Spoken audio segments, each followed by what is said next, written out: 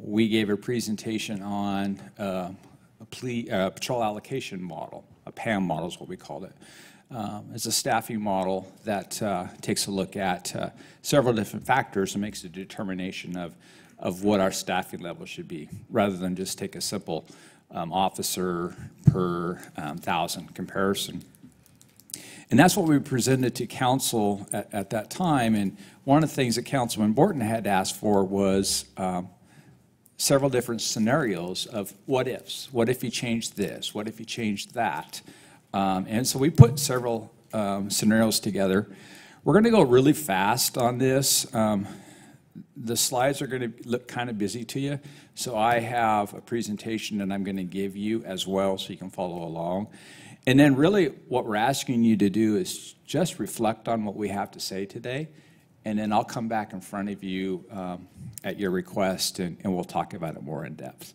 And also, I would invite anybody that has more questions to come sit with us face-to-face, one-on-ones, and we'll answer those questions for you as well, because it does get pretty in-depth. So let me pass these out.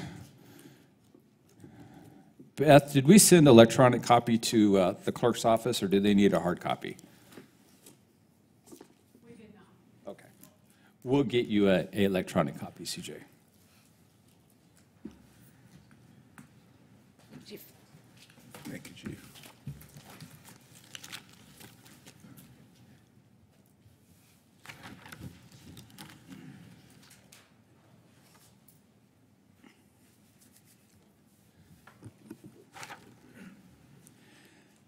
So, Madam Mayor, Council, if you recall, we actually hired a consultant. Well, let me back up even further. 2 years ago, we actually had a couple of internal staff prepare a staffing study for us, Beth Erickson and Sarah Simihorn. And they did a phenomenal job. We were really impressed. But as we were growing at a very rapid rate, we wanted to have a third-party review to just really validate the work and really to justify that we weren't just telling you that we needed more people, that we actually had a third party that actually agreed with us. And then also the consultant was to come up with a methodology that we could present to council and hopefully eventually have an agreement for a level of service. Somewhat like what the police department, or excuse me, what the fire department did last year. And so what we did is we come up with well, we didn't come up with it. It's a model that's been in existence for over 20 years that takes in several different data points. And if you look at either the screen or your presentation in front of you, it takes in roadway data, workload data, operations. It looks at arterial roadways, collector roadways, local roadways. It makes some recommendations on staffing. And as you recall, when we did that model back in April, we used the data that was available to us at that time. And the roadways had only been updated since 2014 in the database that we were using. Since then, we've gotten 2017 roadway statistics. And so the first scenario that we did was updated the roadways within the city of Meridian. Just allow me to give you a small or a short definition of arterials and collectors and local. Actually, let me back up. So one of the things that we had to make a determination is how often we patrolled those roadways. You'll see on that slide in front of you is that we determined that a patrol officer every 2 hours on an arterial, a patrol frequency of twice a week on a collector, and a patrol frequency of once a week in the neighborhoods. And if you recall, I told you is that the community expectation was probably much higher, but we put in a very conservative approach. When we put all that into place, we came up with 73 patrol officers for FY 18. And council approved those positions. So we were good there based upon the study. If you go back and update just the roadways, the amount of roadways that you have annexed into the city of Meridian since 2014, it would total of 150 miles of arterial roadways. Just up there gives you an idea of the type of arterials: Cherry Lane, Eagle Road, Interstate 84, parts of Locust Grove, and Linda Road. 150 miles. And then we have 18, well, round up to 19 miles of collector roadways in the city: Hickory, Tower Bridge, Chateau. These are just examples. There are many more out there. And then local roadways. We currently have approximately 428 miles of local roadways within our subdivisions that we are tasked with patrolling. Now, if you go and take all those figures, those updated figures, run it through the model that we presented to you in April, you would need 77 officers. So if you look at this map, or this slide here, if you look at the red, that's the only thing that we updated. Those numbers I just gave you, 150, 18.76, 427, those are the updated numbers from the information that was to your left. So the left part of the slide has the old numbers that we gave. The red box has the updated numbers for 2018. That's the only change that was done to the model for this scenario, is adjusted the roadways that were added within the city limits of Meridian. And if you see that at the top of the page, it says 77 officers. Now on this next one, we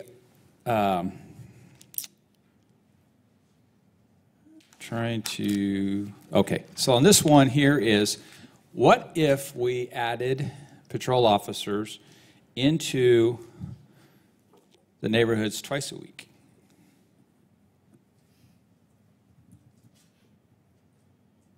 Or no, that's on this one.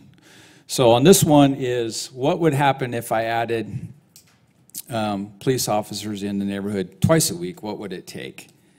And then it lists the amount of officers at 77. And then the next slide that I want to talk about is, if you recall the presentation, we gave you an estimated speed within the roadways. And it was just an average speed that was taken for the model.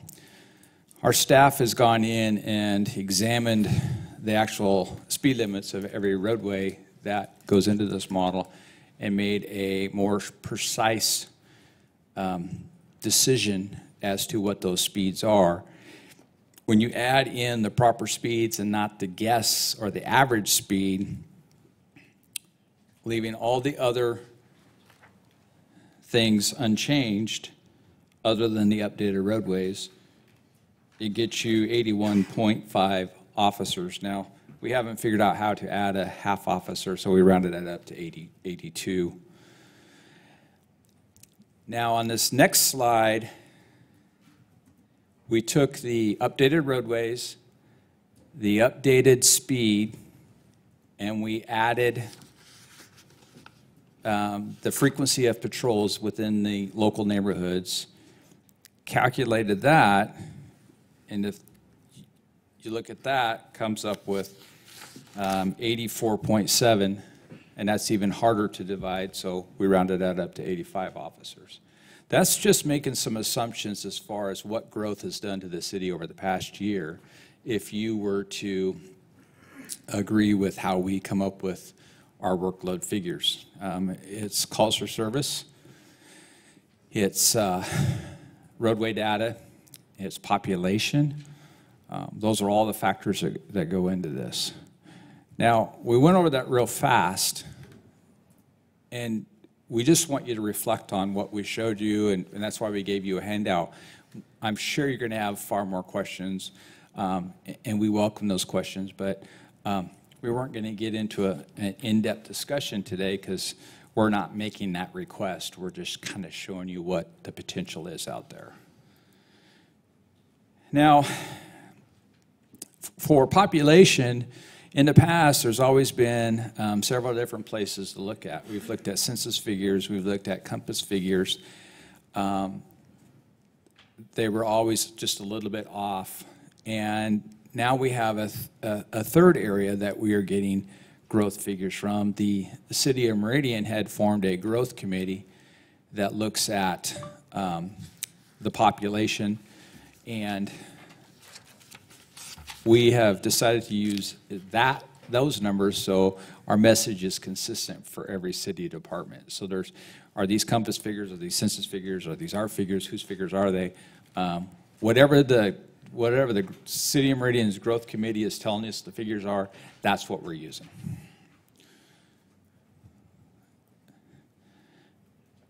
This is just an outlook, though, of what that guess is. The blue line is compass growth, and then the purple line is the growth committee's projections, current estimates and projections for the future.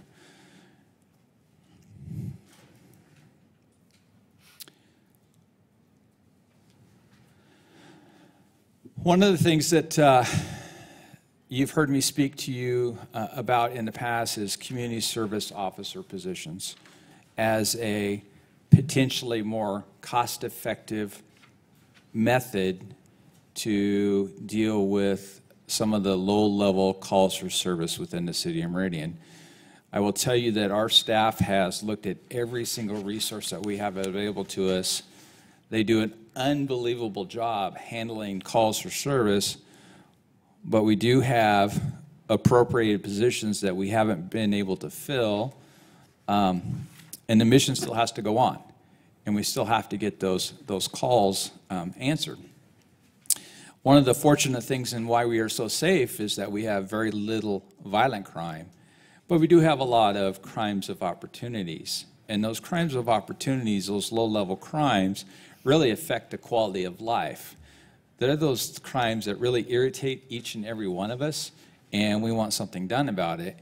And so we can actually potentially hire some community service officers that would be able to do the work at a more cost-effective rate than hiring more police officers. Also, a little less training, or less training time, not as much equipment. Just has a whole bunch of different factors that could benefit the city. Now, we don't want to reduce our level of service. We want to increase our level of service at the most effective way that we can. And these officers might be able to spend just a little bit more time dealing with each individual, because the next call that's holding is a cold call, and it doesn't matter if it waits another 5 or 10 minutes. But the next call that's holding for that police officer could be an urgent or it could be an emergency call. You can't give that time that's needed to that person. Not to say that they don't do a darn good job, because they do. But oftentimes they have to rush off to the next call, and that person's going, oh, what just happened to me? One of the discussions that we had, in fact, just yesterday was, our TIP program, our trauma intervention program, and would that be able to tie into or be available to a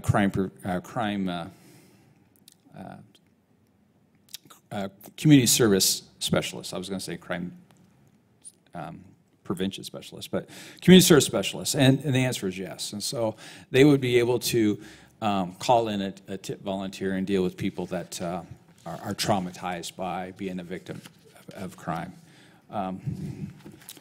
But one of the things that we did is we tasked Lieutenant Coliani to do is to research the other community service specialist positions within the valley. And you've heard me mention before that Boise has one and Nampa has one. Well, Lieutenant Coliani reached out to both of those departments to say, well, what types of calls do you allow your community service specialist to answer? And this is the slide right here. And on the left part of your slide is Boise and the types of calls that their community service specialists answer. Found property, theft report, follow-ups, photo requests or photo cards, graffiti, vandalism, fraud reports, supplemental information, crime scene investigator. And then in Nampa, they let theirs do just a little bit more, and you can just, I don't need to read them off to you. You can read them off to the ones on the right-hand side are what they allow their officers to do. The bottom line is that you can allow them to do just about anything that you want up to having arrest powers or having to go to court to testify in a court trial or something. Usually you'll find that if there's suspects involved, then they will call in a patrol officer to deal with it. But up there on the top, you can see where total calls for service in Nampa handled by a community service specialist instead of a police officer was 16%. Now what we did is we looked at the types of calls that Meridian goes to and said, okay, if we were to do a community service specialist position, what's the potential that they have to reduce our calls for service, and at what cost?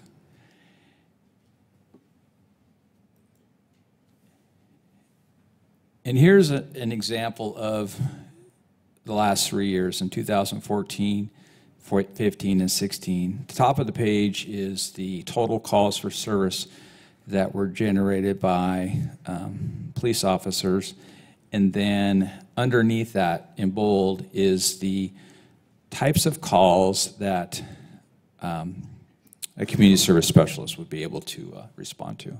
Now once you build that trust up, and as long as you train them, you can train them up to different calls.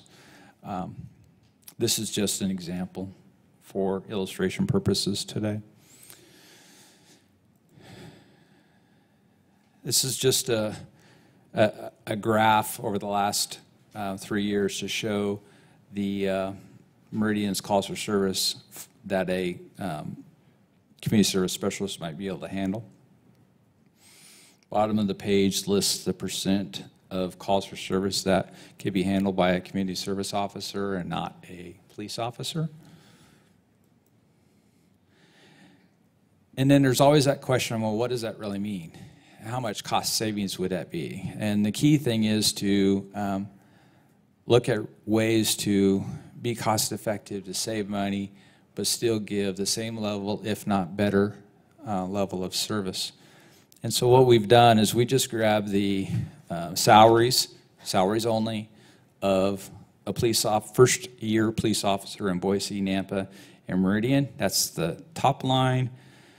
And then these are actual figures of what Boise pays their first-year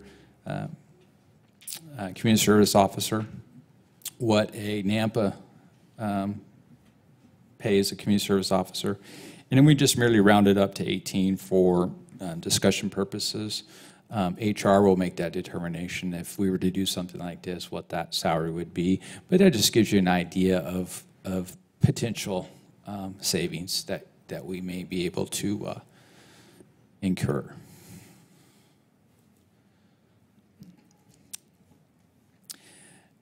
Now we covered a lot in a very short period of time because we have a few other things that we want to cover with you. I know this was really, really quick, and so this is just to wrap your mind around it and to start thinking about it. But if you do have any specific questions, we will take those before we give the further presentation. I like to say the presentation's done, but the best hasn't even started yet.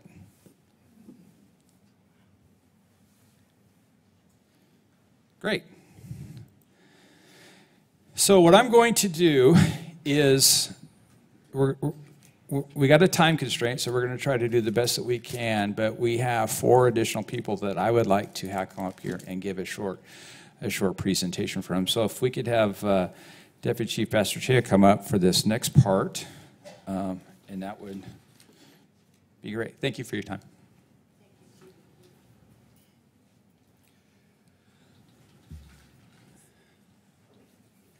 Madam Mayor, members of the council. So if you remember correctly, we came to you several months ago talking about being asked to be featured at the International Association of Chiefs of Police conference. They were going to create a video. They did that. I'm very pleased to say I think you'll be very pleased with the outcome of it. This video played throughout the conference the entire time that we were there. It also played throughout the hotels of the attendees of the conference throughout the time that we were there. We've got very positive feedback from people who attended that conference. I'll go into a little bit of that after we show you the video, but before we go any further, we talk a lot about the culture of the Meridian Police Department and how important that is to us as an organization, and the importance of keeping that positive culture, and how we treat our employees and how our employees interact with the community that we serve. And so you always wonder if a video will be able to capture that, but I think that after you see this, you'll see that they did an excellent job of catching what makes us different than a lot of other agencies.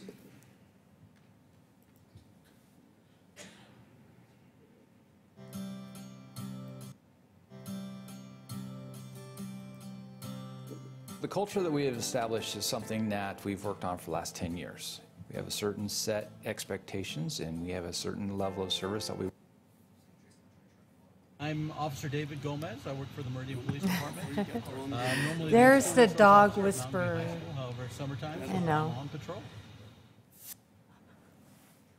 You're right. He always steals the show. What happened?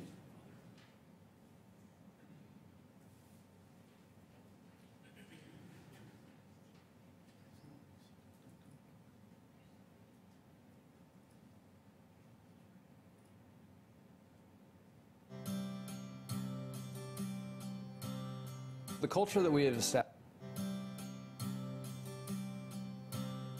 The culture that we have established is something that we've worked on for the last 10 years. We have a certain set expectations, and we have a certain level of service that we want to provide, and we think we do a great job doing that. What's very unique about our culture here is the people that we work with, the environment that we create within our agency.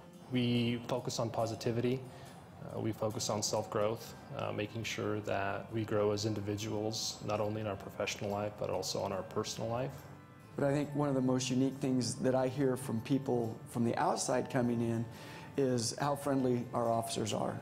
It really is kind of that family atmosphere. I enjoy going to work every single day, and I leave work with a positive feeling that I did good and that I've made a difference for the community in that day, and it just makes you feel good. I would say it starts within the 4 walls of the building, and it starts how we treat each other from the top down, and then that reflects out in the community with how we treat the citizens out there in the community.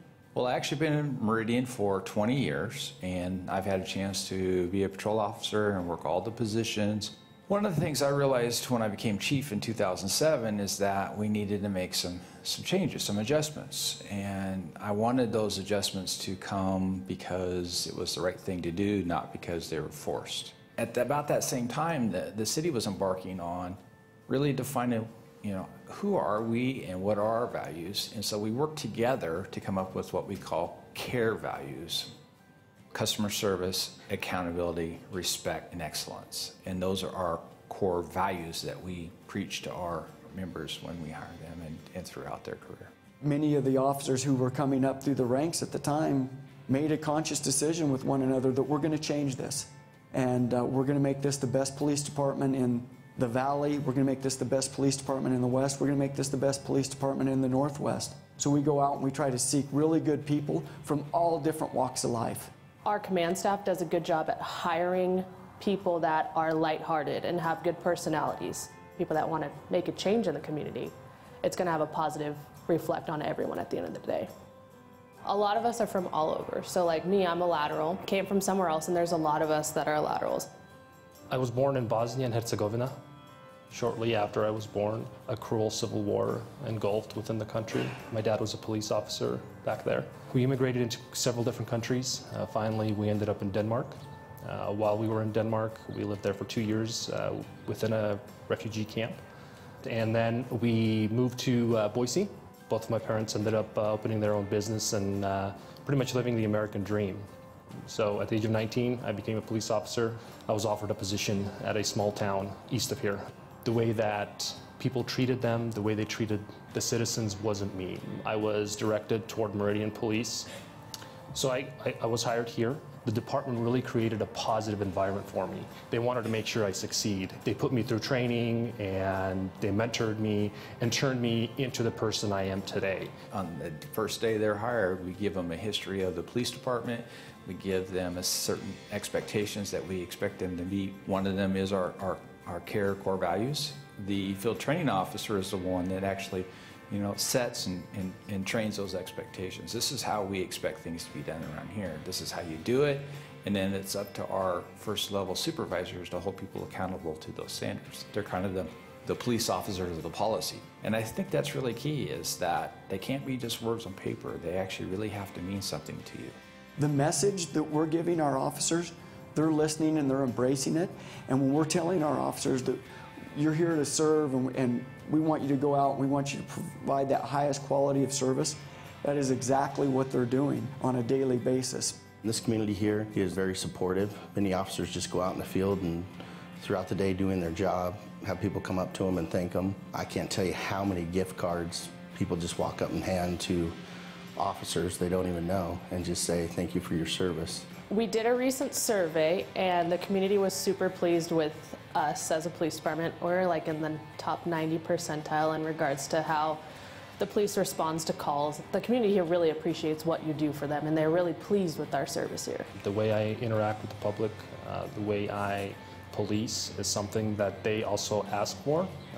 When I interact with people like that, they make it known that they appreciate me.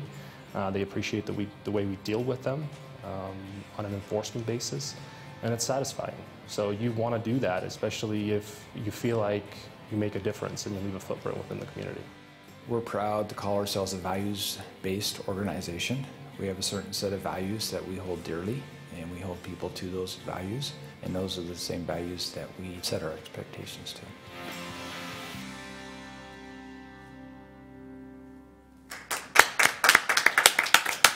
Fantastic. Need to make sure that gets around.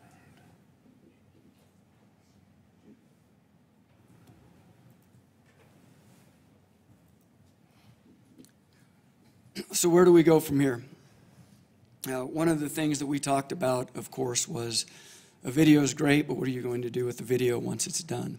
One of the things that has come out of this is we did gain recognition from agencies that were in attendance at IACP. I had several chiefs and command staff talk to me about our video and talk to me about how do you change a culture in an agency when you get there and maybe it's not so good. And it's certainly not an overnight fix. We had those conversations with some of them, and they even suggested that we possibly put together something to present at IACP, explaining coming into an agency or being in an agency and trying to figure out how to change the culture there to make it better than it is. And so that's one of the things that I've been looking at doing, is possibly putting together a presentation and sending it off to IACP to see if they'd be willing to have us present. The other thing that certainly we think that we can do with this, as well as the other material that was given to us, because we have all of the uncut material as well, is working on more recruiting videos ourselves. While we were at IACP, Lieutenant Caldwell did a great job. I wish he was here so he could speak to it, but he did a great job. He really focused on going to all of the presentations on recruiting and how do you go out and recruit people, especially in today's day and age where things are a lot different. And we've got some great ideas for that, some great ideas of using technology and social media to really go out and recruit. Because the way policing recruits now doesn't work.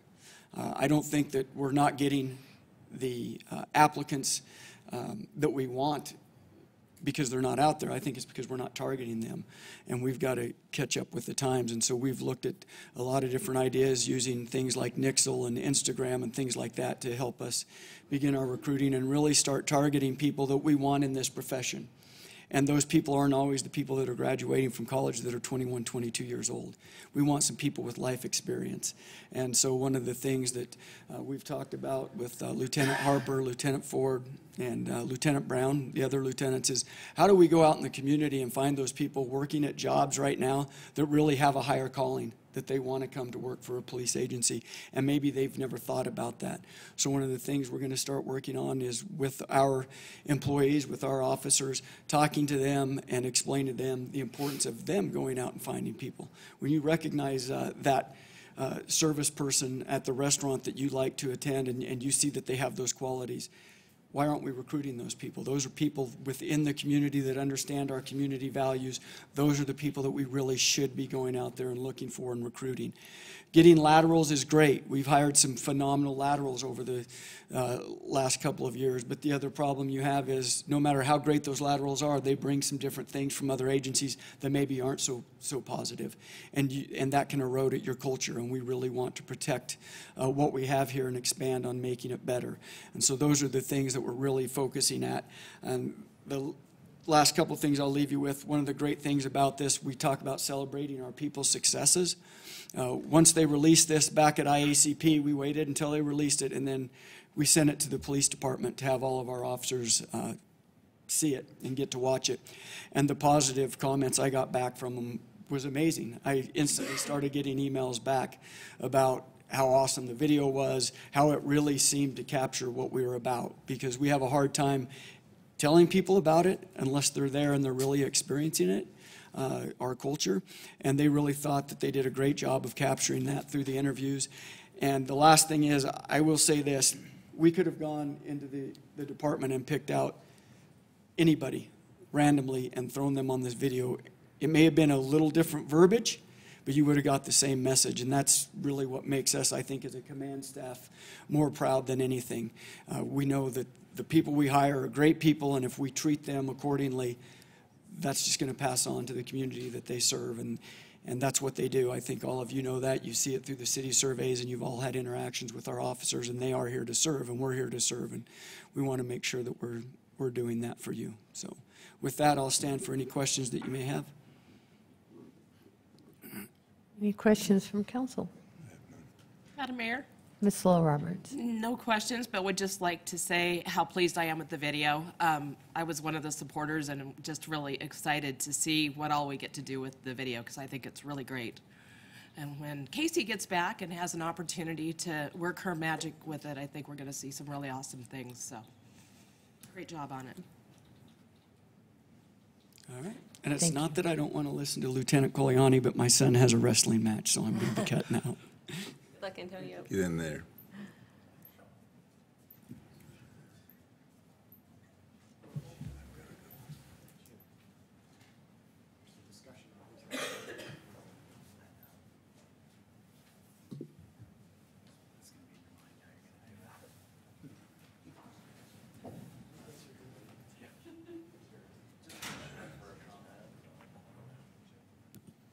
Madam Mayor, members of council, thanks for having me today. I'm going to quickly talk about our school resource officer program, which I was fortunate enough to supervise for a number of years.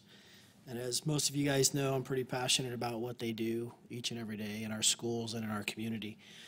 A few things that I wanted to go over, where we're at current day is we have 9 officers and 1 supervisor that oversees those 9 school resource officers.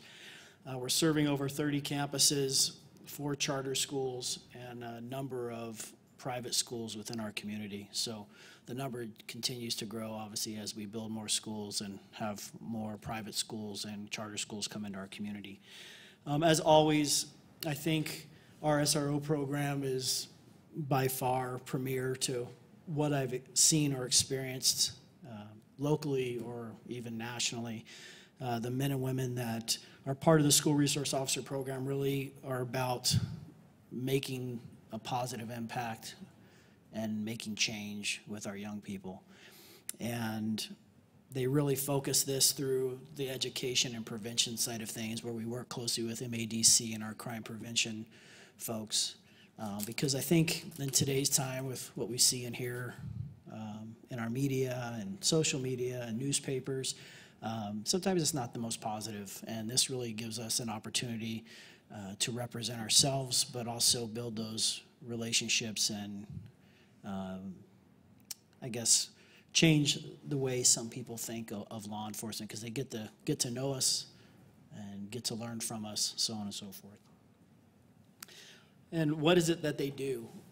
It's a laundry list, as you see here. They do a lot of great things, a lot of programming. These men and women work long hours. They do whatever they can to interact with the youth, whether it's from the elementary schools up through high school, nights with parents, whatever we can to educate people in our community and maybe open their eyes to something they didn't know prior to walking into that event. So as you can see, we try to cover everything, because in society it's constantly changing with trends of what's going on in our community and in our schools and what's affecting our young people. And you can see here everything from internet safety to overcoming obstacles, alcohol education, drug education, bullying. We do a lot of stuff on driving as well. As we know, we have a lot of young drivers out there, and that's a learning experience for all of us. I'll be in that position here in a couple years, so pray for me. Personal safety, bike safety, anything that we can do to educate and make sure that they know what's going on and they can make good decisions, or at least make a conscious decision when they're confronted with whatever that issue may be that they're dealing with. Because we've all been young once, and those are challenges that we all faced at some point or another, and not all of us were given these opportunities to have this education presented to us in our schools. Over many months, we worked to try to, quantify or show through statistics what impact the SROs are having within the schools and within the community. A total of 586 educational opportunities and prevention efforts were done by the SROs, and we reached over 20,000 people within our community. And it's only going to, next year when this report comes out, it'll be even bigger and better. Some of the highlighted events, the lockdown training, obviously school safety is our #1 priority. We want our schools to be safe, so the teachers and administrators have a safe environment to educate our future leaders and our future citizens of our community.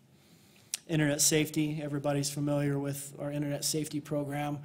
We all know the dangers of the internet, social media, and this program has really opened the eyes to a lot of people, especially young people, but more than anybody, parents, grandparents, teachers, because a lot of us are still learning about all the ins and outs of social media and apps and all that kind of stuff. Sexting and pornography, which is something that some people are scared to talk about, but that dives right back into social media, the internet, and I think is something good to talk about and the dangers that come with it. Alcohol education, drug education, life skills training, all these things are extremely important to developing these young people into those productive members of society. Now the target audience, the numbers kind of, you'll look and you'll see the elementary school at 7,500 kids. In that number comes our visits to the schools. so it skews the numbers a little bit. But over the last several years, we've really worked to get the SROs more directly involved at the elementary school level. I think it's very important that they get used to seeing and learning about what a police officer is, what they do, and more importantly, to know that we're part of this community. We're fathers, we're sons, we're daughters, and get to know us as people. And I think that is huge as they move up into middle school and see us more regularly, and just build those relationships. But again, we really try to impact all parts of our community, no matter the age, because I think it's a benefit to everyone. So that's about it. That's a quick snapshot. We have a full report that, when is that report coming out, Scott? When are we releasing the? Okay. You'll have a full copy that'll gives a little more comprehensive review of all that we're doing. And that's about all I got. I'll stand for any questions.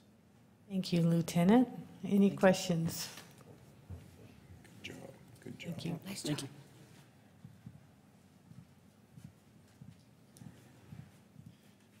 you.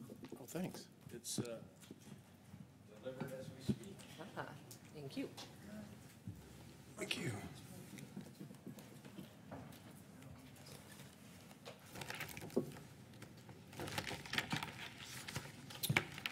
Thanks, Chief. Madam Mayor, council members, I get to close tonight, and I know we're a little over on time, so I'm going to go through this pretty quick. And the Chief's handed out our first annual report on our outreach efforts in the community, and typically I have Stephanie and Cheryl and Kendall come up and talk about themselves and all the work they do. But for today's purposes, I'm going to go ahead and just hit some high-level stuff of what we've done in outreach in the last year, and we hope to make this report an annual thing so we can really determine what our efforts are turning into, who are we in contact with, and what kind of things we're doing out in the community. Before I go there, just really quickly, a lot of this information that you have in this PowerPoint and this presentation that you were just handled is done by almost exclusively two ladies, and they're here and they don't get enough credit, so I want to have them stand up. Sarah Skimmyhorn and Beth Erickson, if you could stand up. These two ladies spend a large amount of time, putting these slides together, doing these stats, working on these staffing studies. This isn't my work. This is their work. And I want to recognize them for their efforts because they are the kind of behind the scenes, and to Sarah and Beth, they like it that way.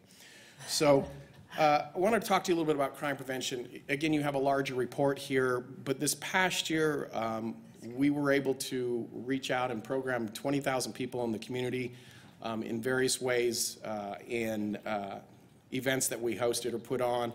We do department tours, neighborhood watches, Girl Scout visions, Mayor's Youth Advisory Council, crime prevention presentations all throughout the community.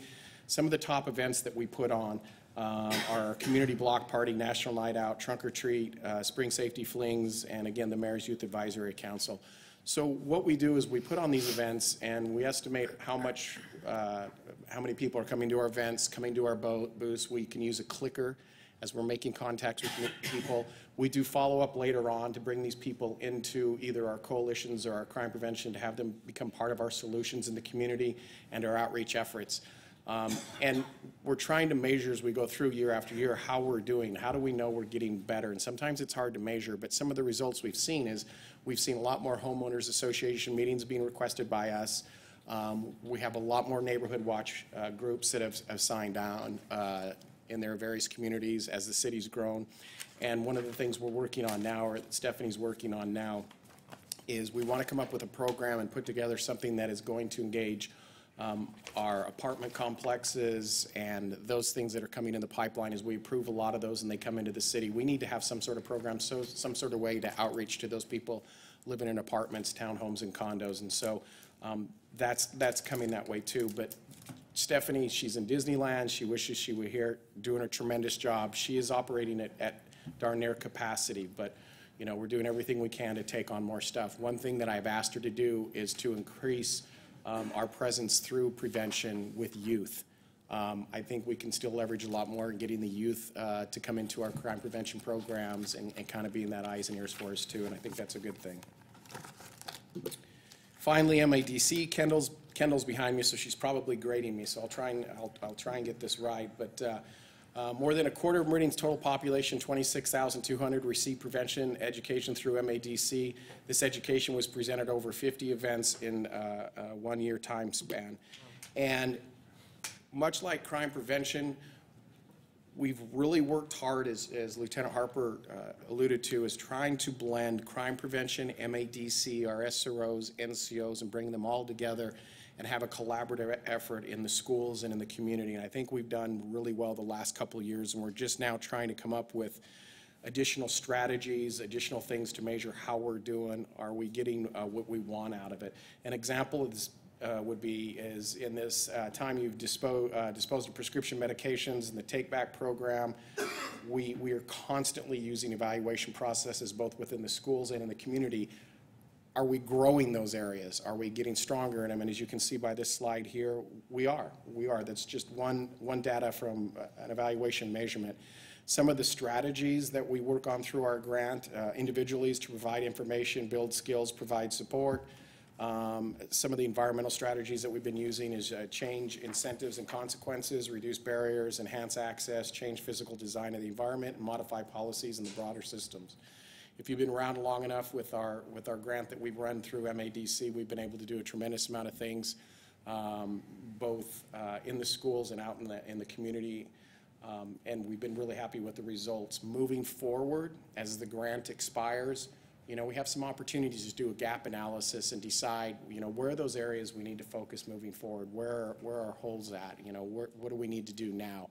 So we're constantly weighing all those things to make sure as the city grows, so does our programming, so does our outreach efforts.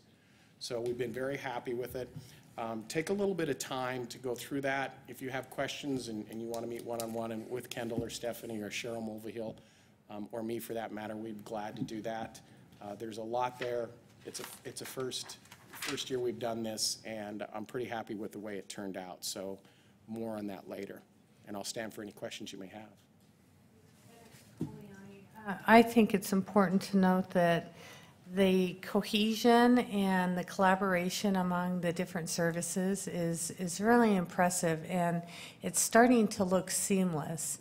That's been great. And Kendall sent out an email either today or yesterday, and she talked about the intangibles. We talk a lot about data and those numbers, and the numbers do tell a story. But it's also the personal stories that come up after the programs, and the touches and the follow-up note cards and emails that you get from the public that talk about the impact that the presentations that you and your team are doing, and that's phenomenal. That's the untold story.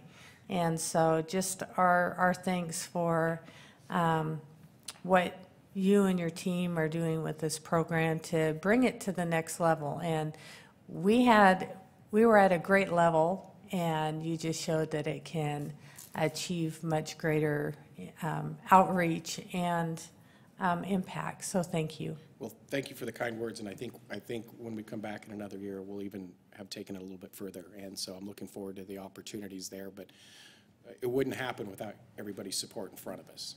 You guys support us with either the positions or the finances or the backing of what we're trying to do and what we're trying to achieve, and I want to thank you all for that too. So that means a lot, and they do all the work. I can't take the credit. But it's an environment, and it goes back to something earlier that I think maybe the chief or deputy chief talked about, and it's attitude and it's culture. And just seeing the SROs that go to the MADC meetings, they go because they want to, not because they have to. They want to know how they can get better tools and more information to do their jobs better. So it's a new culture, it's an improved culture, and it's noticed. Thank you. Thanks. Mayor, Mr. Byrd. this is getting my last report, so I get to take a little time here.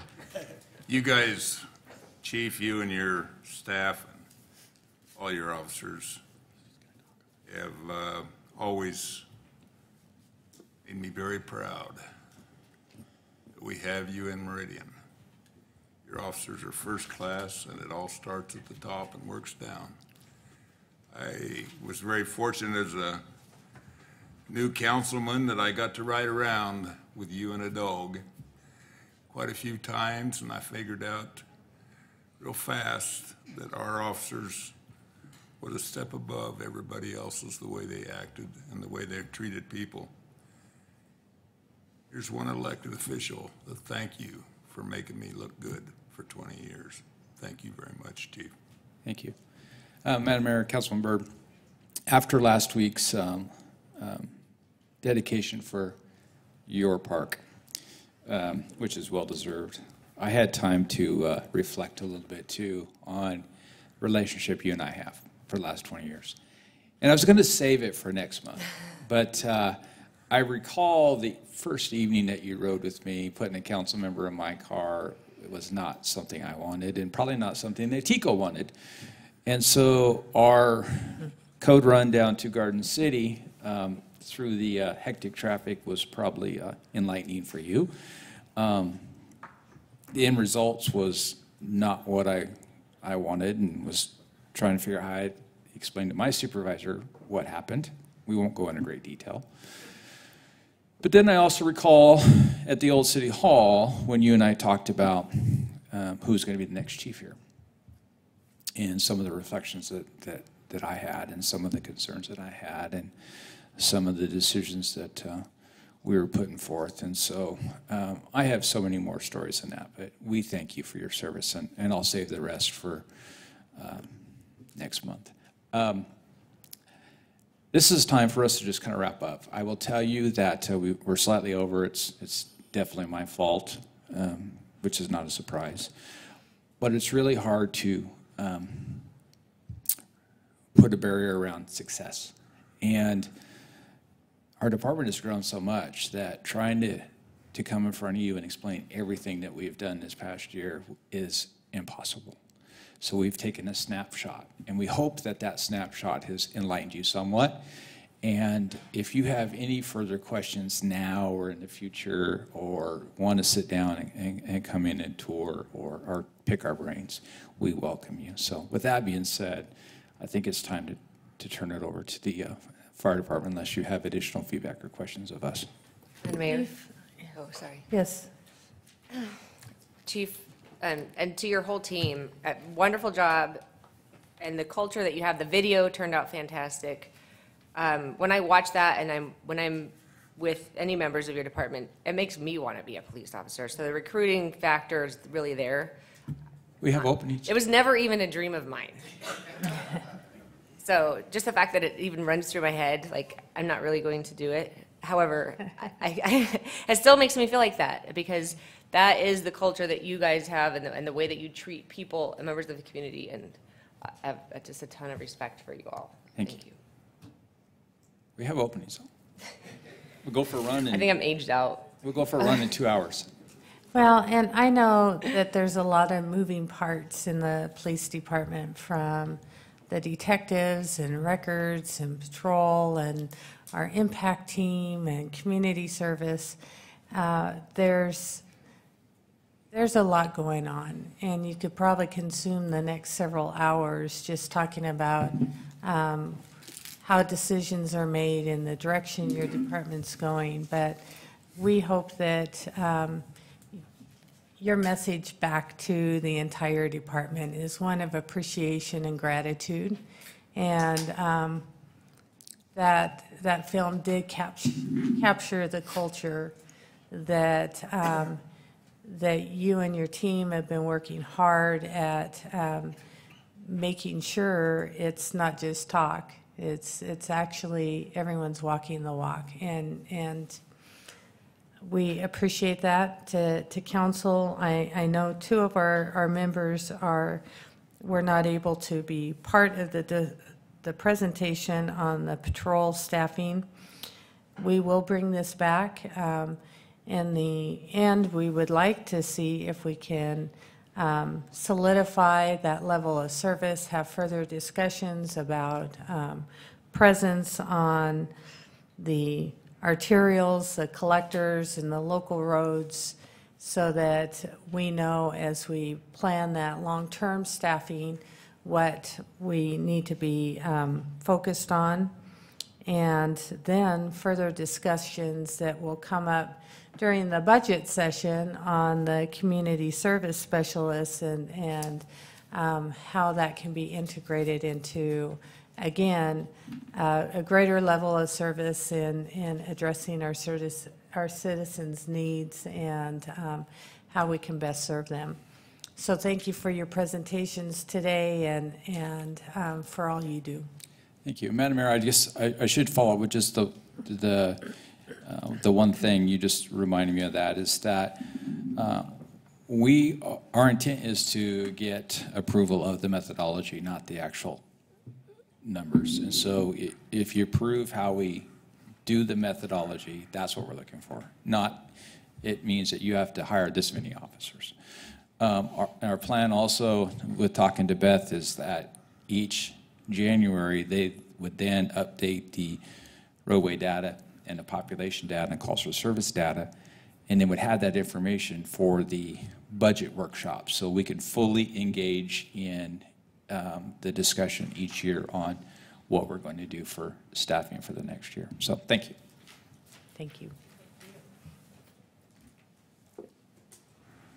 Hey, Chief Neumeier. I know you talk faster than Chief Levy, so it should go faster, I do. right? Madam Mayor, members of council, it's funny because Jeff and I have been doing this for a while now, and we reminisce now that we have more gray hair about it's just no fun to poke fun at each other anymore. We used to do that quite a bit, and it was fun. So you kind of teed me up. I got a softball here in front of me if I want it, but I can't take it. And so we'll move on. The information was great, and I actually really was kind of into everything that they were presenting, because a lot of it you'll see here, as well as some of the work we've done in fire, and it really ties into the collaborative work that we've also done with the police department. So like Chief Levy, the first part of my presentation deals with an issue that Councilman Borden and Councilman Kavanagh were very, very interested in. So we will catch up to them. But as you all recall, in 2016, this council adopted turnout time and travel time standards, performance benchmarks for the fire department. We've had about a year now to collect that data and analyze it. So we did want to present where we're at today. If you recall, what you approved was a turnout time, which means the time that the bells go off in the fire station until the time we roll our wheels and get going.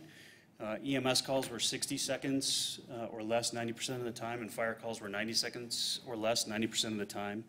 And then those travel time standards, we built those based on population densities. So if you recall, we had greater than 2,000 people per square mile. Our goal was 5 minutes or less 90% of the time. And then you had suburban densities, which were 1,000 to 2,000 people per square mile, 7 minutes or less 90% of the time. And then those rural populations, 50 to 1,000 people per square mile, 9 minutes or less 90% of the time. So let's take a look at where we're at. To give you a visual idea, the red is our urban metro densities, which makes sense. It's kind of the core of the city. Those yellow areas are suburban densities, where we have those 1,000 to 2,000 people. And then the green is our rural areas, and that certainly meets our comp plan and how we're growing as a city as well. So it all makes sense there. So prior to the evaluation of the year, I thought it was worth mentioning, if you look at the left, that's 12 months worth of responses from November 1st, 2015 to November 1st, 2016. This is prior to when you adopted these standards. Really now sliding over to the right-hand side, this helps tell the story as well to some of the numbers you're going to see. So for the period of 12 months, November 1st, 2016 to November 1st, 2017, we had 6,824 calls for service. That was a 16% increase over the previous year. That resulted in 8,820 unit responses over that previous year, which is an 18% increase. So we saw a pretty significant jump in call volume over the previous year. We had 1,004 calls. There were multiple apparatus responses. That made up 15% of our overall calls. Those are calls like structure fires, car wrecks that we have in which multiple apparatus need to respond for extrication or victimization, stabilization. 5,732 of those were emergent. That made up 84% of our call volume. And then you can see the breakdown there regarding EMS calls as compared to fire calls. Councilman Byrd will appreciate this. We've had these discussions several times. What constitutes a fire call? There's a whole litany list of things that constitute a fire call. Everything from a full-blown structure fire, apartment fire, commercial fire, down to smoke detectors chirping that we need to go check out. And so it's a pretty broad paintbrush scope of what constitutes a fire when you evaluate this data. So turnout times, EMS calls, our 1 year performance was 92 seconds 90% of the time. Again, our goal was 60 seconds or less. And on our fire calls, we were at 96 seconds 90% of the time. Our goal was 90 seconds. What we have found most departments are doing, and we knew that there was maybe going to be some tweaks in these benchmarks as we continue to move forward, most departments have set one standard for everything, and it's 90 seconds. The EMS industry, including Ada County paramedics, also has set a 90-second standard for all calls regardless. And so that is something we'll continue to look at, monitor, and watch and report back on. So Chief, on the turnout times, this is the amount of time it takes to get out of the station. Yep. So this is the bells go off, we get dressed, we get our turnout gear on, we get our equipment on, we get in the engine, we get the computer going and push en route, and then we roll the wheels. And so what are you seeing some of the influencers of not meeting the 60 seconds or less? How are those being impacted? Is it that different crews or shifts do it different ways? Is there a standard turnout protocol? I don't know enough about fire to... There is. We have a standard turnout protocol, if you will, of here's what you do. We do have some dispatch CAD issues that sometimes affect this. This is another area that we're monitoring, watching, and seeing if we can identify trends to see about improvement. The reality is what we're finding, what many fire departments have found, is that it takes about 90 seconds, regardless of the call type, to get out from where they are, whether they're out training, they're inside, wherever they are, to get out to the engine, get their stuff ready to go, and then get moving. We find it's a pretty common standard across all call types. So that's something we'll continue to monitor. Madam Mayor. Mr. Byrd. I'm quite surprised that it's just 4 seconds difference between a medical and fire, because on the medical, they don't have to get into their turnouts. Yeah. I think the turnout times, like you said, they could be sitting down eating, or they could be sitting there in study or whatever. I think that's, I don't have no problem with those turnout times. My biggest problem is just, making sure we can maintain it and stay there and don't fall off. But 4 seconds difference between fire and EMS is, it's pretty dead good. They're jumping in the turnouts pretty fast. They're moving pretty quick. Yep. We're pretty pleased with it overall. A lot faster than I would. A lot faster than I am, too. So then we go into travel time, and this is something that certainly sometimes is challenging to mine this data because of those different zones. We've worked very closely with IT. They've been very helpful in helping us to get this information so we can analyze it. So our rural travel time, again, the goal was 9 minutes, 90% of the time. Right now, we are achieving that 80.7% of the time. So pretty close to the rural, meeting the rural. The suburban travel time, 7 minutes, 90%. Our current performance is 66.7% of the time. We are meeting that 7 minutes or less. So that's a little bit concerning. It does make some sense. Those suburban areas are a little bit further out from our primary stations. It takes longer to get there. We know we have some traffic. The urban metro is what initially caught me off guard, and I thought, uh-oh, we're in trouble here. The goal is 5 minutes, 90% of the time, and we are meeting that goal 38.1%. So my initial thought was, why? Chief Butterfield and I worked on this along with IT. It's interesting because if you take the average response time to those emergent calls, our average is 5 minutes and 16 seconds for everything in our district on an emergent call. So what that tells me is, again, fractiles like this, we're talking about fractiles, it's kind of all or none. Either you were 5 minutes or less or you weren't. So that tells me a lot of our calls, we were at 5 minutes and 20 seconds, 5 minutes and 30 seconds, 5 minutes and 40 seconds. So we're looking into this further to identify really where are we at 90%. Is it 5 minutes and 40 seconds? Is it 5 minutes and 50 seconds? So we can report back exactly where we're at the 90th percentile. I'm not as concerned after I realized what our average was at 5 minutes and 16 seconds district-wide. We do know we have some factors, including road congestion. We have redundant calls or reliability issues. You saw that multiple calls that we had throughout that previous 12 months. That affects this travel time. So this is an area that we're definitely going to keep an eye on, and we'll report back to you as we continue to monitor it. So again, what we've learned, multiple calls, multiple unit responses, they are affecting some travel times in the urban metro core. We anticipate Station 6 will provide some relief to this. We're going to continue to study it, report and monitor on the individual station reliability. We've talked about reliability here. In other words, how often can that engine in that station handle a call within that subdistrict?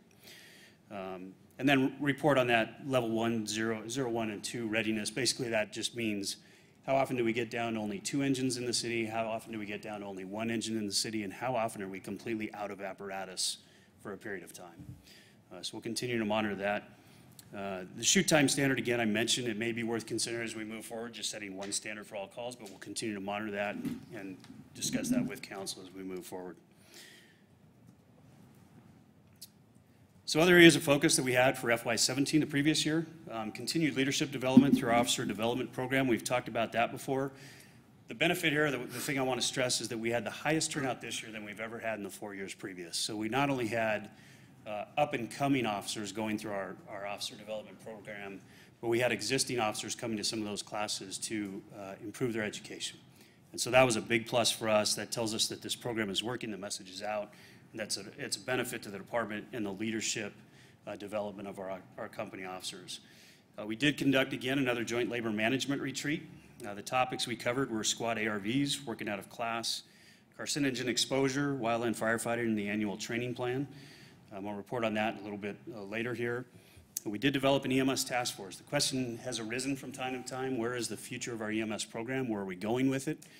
This task force was developed. We developed and agreed upon data points that we're going to analyze over a 2-year period to then come back, make better decisions, and then report to you as council and the mayor on where we think our EMS program should go. And I think that's going to be very beneficial. The other thing we've talked about doing, and I appreciate the conversation that Chief Levy had about culture, we developed Fireground Company performance standards about 3 years ago. Those were rolled out to the crews, they were educated on, they were trained on, and this last year we tested on them. So we said, we've had them out long enough, let's test on them to see how proficient we are. We believe professionalism, which is one of our core values, is demonstrated by how well we do something when we get to the call that people called us to.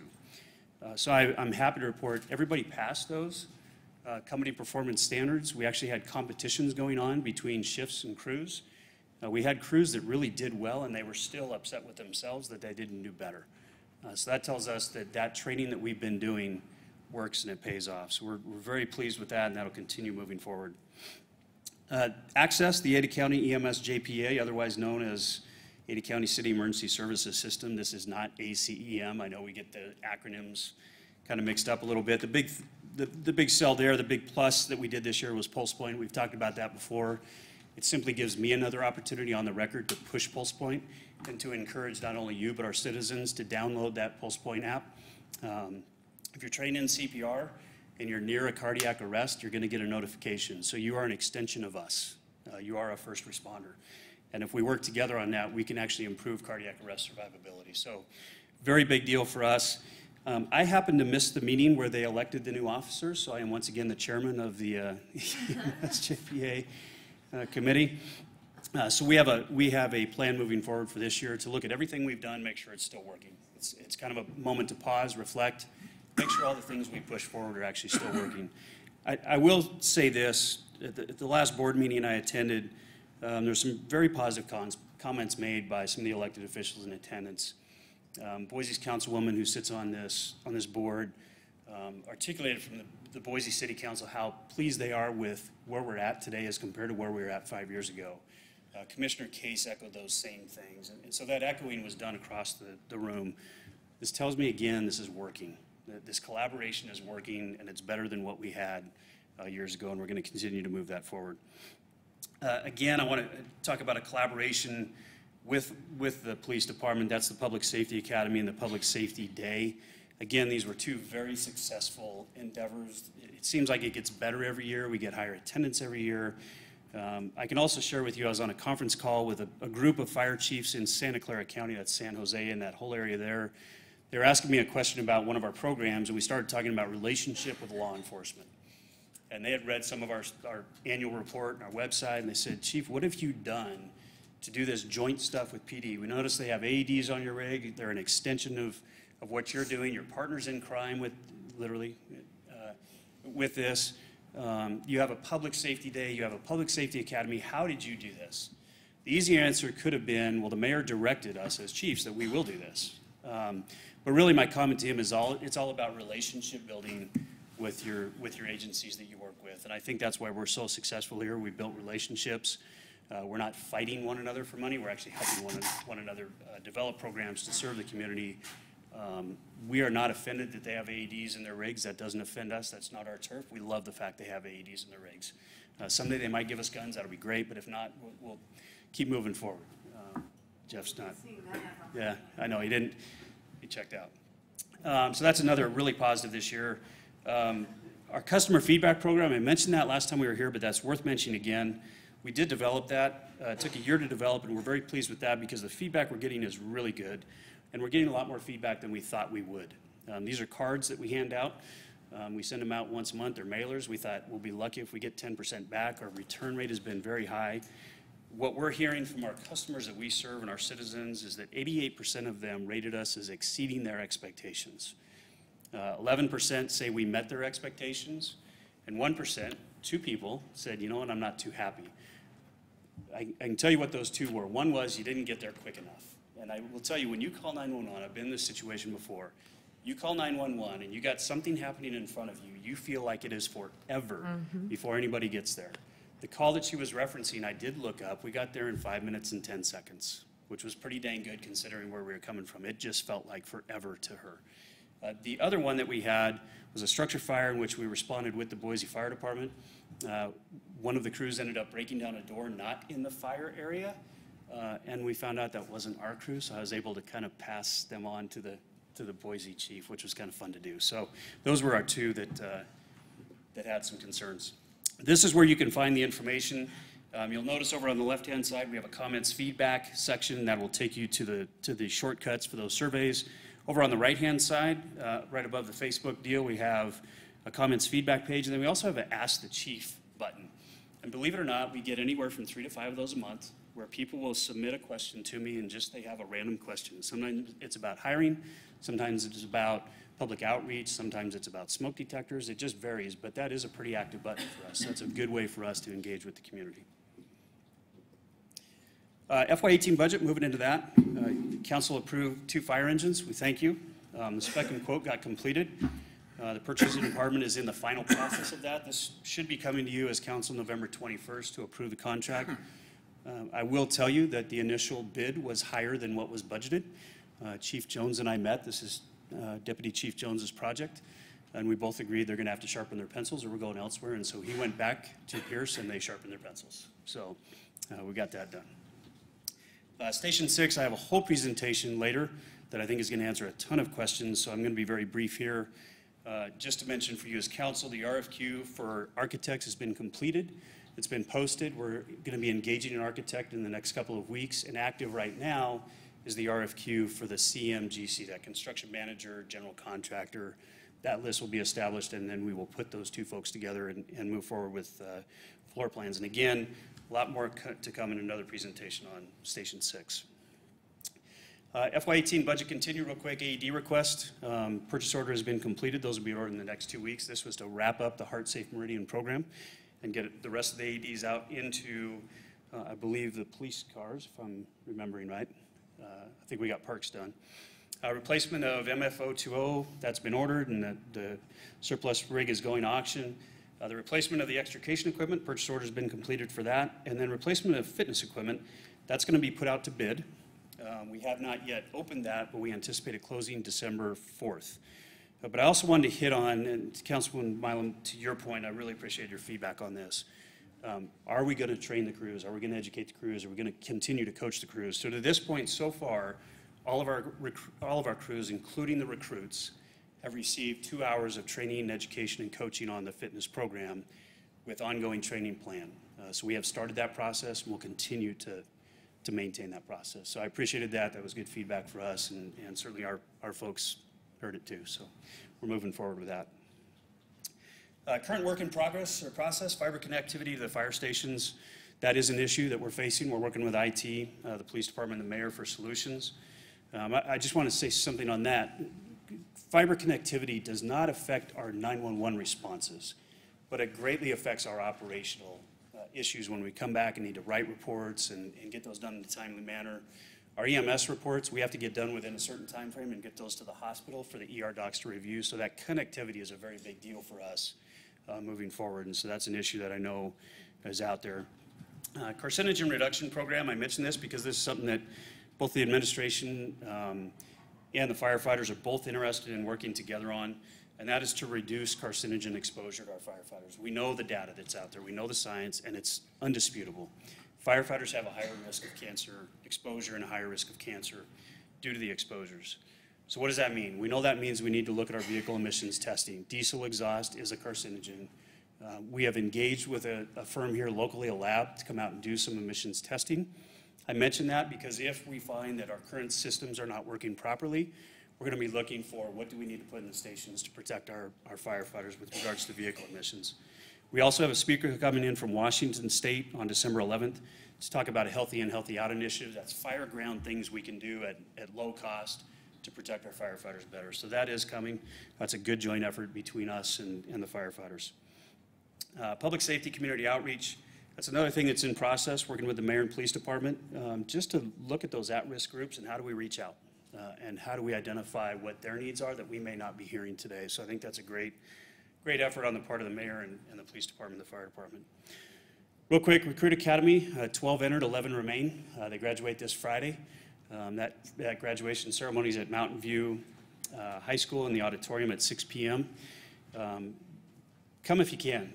We have folks throughout the valley in an Honor Guard Academy right now. It's actually being held over at the training center, and this is going to be their first event that they are going to be rolling out their Honor Guard and what they do with that. So we're pretty excited about that. Once they complete that graduation, they'll have another 4 weeks with us to complete some EMS training, car seat technician certification, et cetera, and then they'll get out for their FTO time. So we anticipate them to be available for shift vacancy coverage beginning in April. That'll be the time that they get done with all their field training officer. Lateral hire testing, I'll mention this briefly. We do have 3 vacancies outside of the 12 recruits that we hired. We are in the process of interviewing those for consideration to hire. Those folks will come in, do some minimum competency testing. They're already firefighters. There was a requirement to have 3 years of service as a firefighter already. Again, those folks, once they get through everything, will be available in April as well. So we'll be back to full staffing there. Other current work in process, you're going to hear from Chief Bongiorno in the near future on the fire code adoption. Fire code is always an interesting, fun topic. A lot of people don't like it. We get it. We understand it. But it really was developed through tragedies across the country. That's how these things happen. So when you have the super sofa store fire in Charleston, South Carolina that killed 9 firefighters, you had a nightclub issue in New Hampshire, Rhode Island that killed 100 people. The bodies were stacked 4 feet high because there wasn't enough doors to get out of that building. That's why the fire code is what it is. We look at it from the standpoint of it's a guide for us to help developers and help business owners keep their businesses safe, but we work with people to try and find solutions. That's the goal. Very few times do we need to take a hard stance on anything. The 2 important issues for us, I think are important for you coming up, are access and water supply issues. Those are the 2 biggest things that we have challenges with. Can we get to the fire, and when we get there, do we have enough water to put it out? That's really where we're at. I mention this because it will be coming to you. We are working with city staff, with other fire departments on that water supply issue to see if we can't standardize that across the valley. How nice would that be? Because everybody does it a little bit differently. That doesn't make us look good. That just pits one city against another district. And so we're hoping to find a way to standardize that so it's the same across the entire Treasure Valley. Strategic plan objectives, to review those real quick, we have 3C1, that's the incident management team. That's 80% complete. We are recommending using internal staff for smaller scale events like Snowmageddon, like we did last year. And if we do have a significant event, like an earthquake, we utilize the state Type 3 incident management team. I could probably go on for about an hour on IMTs, I won't. Needless to say, if we have an incident like an earthquake, everybody in this room that's part of a department is going to be busy out there. That leaves nobody left to manage the incident long term. We're talking 72 hours to 2 weeks. We would need help in that situation. We've identified the help. I think that's the best way to go moving forward. 4A1 is a safety profile. Chief Levy mentioned on that a little bit as well. We are reviewing that, looking at risks and how can we identify those risks both now and into the future, and then develop programs that meet the risk so we get that safety rating that we want. And then 4B1 is the health profile. That was just initiated. I reached out to Kendra from Blue Cross. She just emailed me back today. She was out of town. We're going to be meeting to talk about partnerships and how can we promote health in Meridian and what does that look like, and we'll be bringing that back to council in an update. Snowmageddon version 2 update, just real quick. We've heard that it's either going to be another terrific snow year or a non-snow year. We don't know what, so either Frosty's coming or not. So if it does, we will be prepared. Planning group has met twice in preparation. Roles and responsibilities have been identified. Mr. Coliani is our incident commander all the time. He's going to be the full-time IC. Did he leave? He did leave. So I'm good with that. Okay, so we got that approved. We did learn some lessons from last year. They're going to be applied to this year in the event that we have a snow event as well, identifying the communications with the community, response partners, volunteer group coordination, et cetera. Going to meet again in about 2 to 3 weeks to do a tabletop just to see how prepared we are to handle this event. I think last year we did really well on the fly, but we learned some things and we'll make it even better if it does happen. Upcoming issues, challenges, fiber connectivity, I mentioned that. Growth in the tipping point, we're watching this pretty close, and Todd has done a great job of getting data out and getting information out about projected growth and what does it look like. We do know there's a point, looks like in 2021, where we see a projection of a pretty big spike in population. Don't know why, it's just a projection. But fire departments that we've talked to said when that happened to us, and we had that 1 year anomaly where all of a sudden it really jumped up, we weren't ready for the call volume that followed. So don't know if it'll happen here or not, but we're watching that and communicating with Todd and the directors about this issue. Dispatch is kind of an issue and challenge, cost of service versus level of service. We do pay for dispatch. We don't have a contract with dispatch. It's something we're continuing to work on with the sheriff, developing those levels of service. We do have some issues that crop up from time to time on delayed notifications to us, especially when you have 3 dispatch centers in the valley, and depending on where you are with your cell phone, it may hit one tower and go there, it may hit the same tower and go there. And so we have some issues there that we got to work out. Contract negotiations are coming up. We have multiple projected retirements. This is something that I put a working group together. We've met twice to understand and identify. We have potentially 6 retirements in FY18, and we know what a vacancy does to overtime. And so there is this correlation of folks retiring, and are we ready to handle that? The nice thing is we do have some extra folks for a little while that would help with that.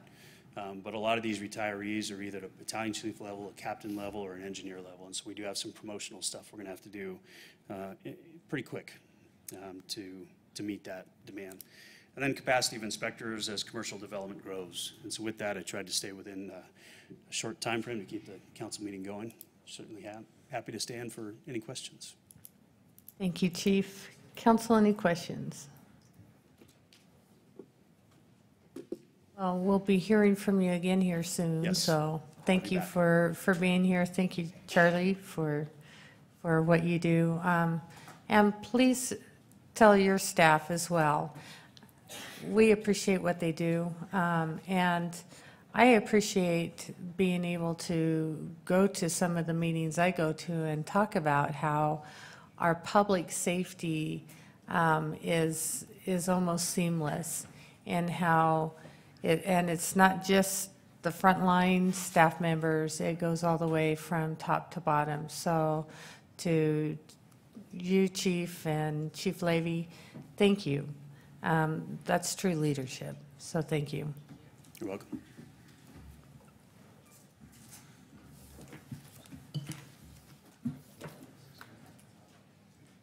Okay, Our next item is under our Finance Department, and I will turn this over to our CFO, Todd Lavoie.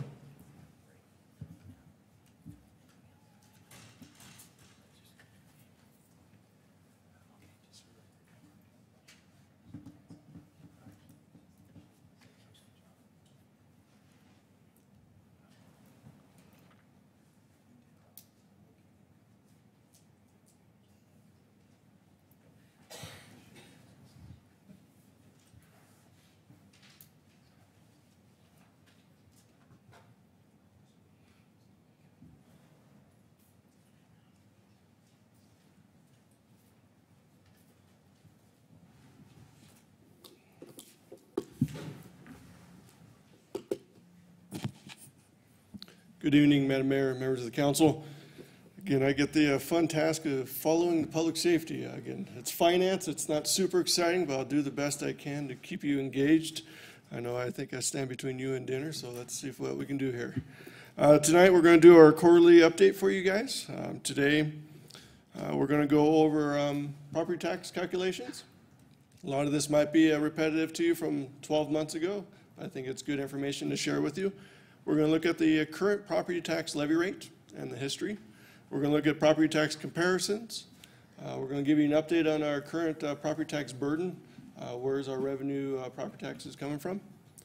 And we're going to do a quick property tax levy comparison between the city of Meridian and other cities in the state of Idaho. And then we'll give you a sneak peek of what we'll be presenting to you at the next quarterly meeting. And then, as always, we will stand for any questions and answer any that we can find for you, or research any projects that you have for us. So with that, Property Tax 101. Again, the state, the county, they mandate how we calculate property taxes, how we collect property taxes. These are just two quick codes that I like to reference for you and the citizens and our team members in regards to how we collect the property taxes. The blue font is where I kind of want you to focus. The first one states that the city does have the opportunity to increase our property taxes up to 3% based on the 3 previous years from property taxes. And then the second code references where the county informs the cities of the new annexation and the new construction revenues that they will be able to collect for the upcoming calendar year. Again, code that dictates how we collect and how we recognize revenues for the city. So with that, Property Tax 101 calculation. The first part of a property tax calculation, again, there's 4 parts of this if you remember from last year. The first one is called base property taxes. The base property taxes are determined by the highest approved certified amount of taxes levied in the past 3 years. So this is kind of a fixed number, whatever the highest number was from the previous 3 years, that would be known as your base property tax for the upcoming year. Again, another way to look at base property taxes, this is the amount of revenues that we as a council and the city has determined is enough revenue to cover the base services, not the level of services, but the services that we have agreed to provide our citizens and our community. So that's what we call our base revenue. If all things stood still, no more growth, no more development, healthcare doesn't go up, costs don't go up, in theory, our base property taxes would stay flat because everything else would stay flat. But I think we all know that we're growing. Healthcare is not staying flat. So therefore, the state does offer us opportunities to help recover those revenue sources to cover those increased costs. And those are in the next 3 components of the property tax revenue calculation. Again, we talked about the 3% allowable. The 3% allowable, as I presented in the past to you, is what I kind of consider the cost of doing business factor. Again, if all things stayed static, no more growth, no more development, but healthcare increases occurred, fuel costs increases incurred, wage costs increases occurred, how would we pay for those? Well, the state gives us this opportunity to request more revenue sources to pay for those offsetting expenses. Because as we explained, the base property expenses, cover what we determined was acceptable in the previous year for the services that we're going to provide. Again, that's only if things stayed the same. Now, we all know that things don't stay the same, so we need some additional revenues to cover the additional costs if they occur. And this is an opportunity for the city to take advantage of. And in years past, we've taken it and we've not taken it. And we'll go over the history of that. The next component of the property tax calculation is new construction. This is controlled by Ada County. They inform us of the new construction that's occurring here at the city. Again, we've seen lots of new construction here at the city.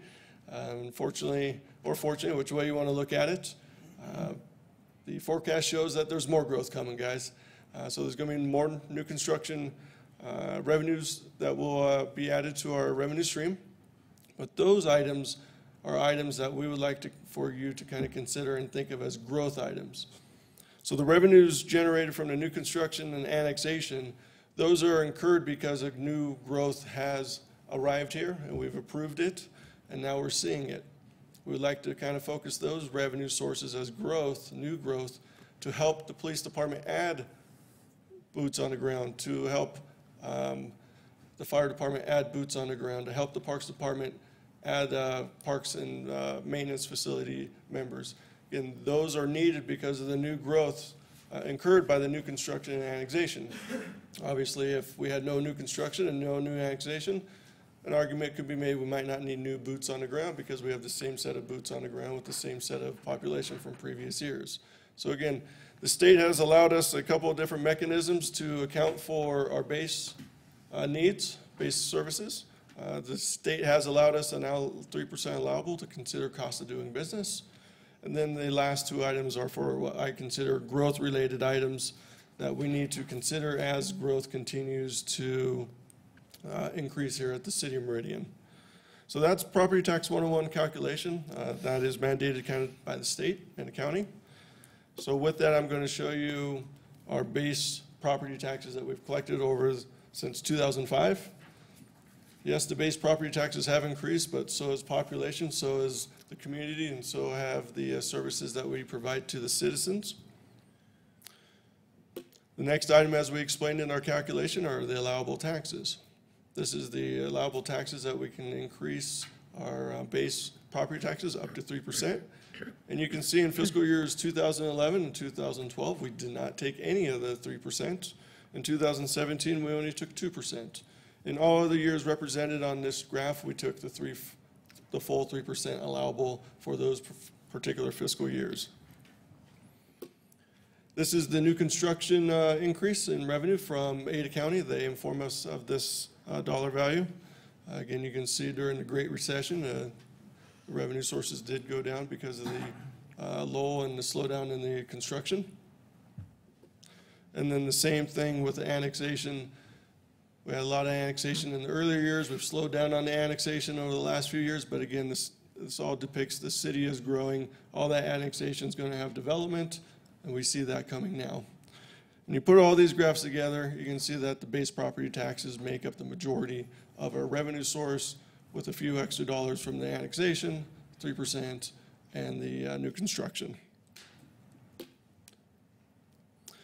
So with that, I just want to do a quick reminder on property tax revenue sources for the general fund. As you can see on this graph, 62%, that is the amount, or that's the percentage of revenue we generate in property taxes for the entire general fund as a percentage. So it's a major component of our revenue source for the entire general fund. And if we added that plus the intergovernmental, which is state revenue sharing, the liquor license, liquor sales, and so forth, that's 80%.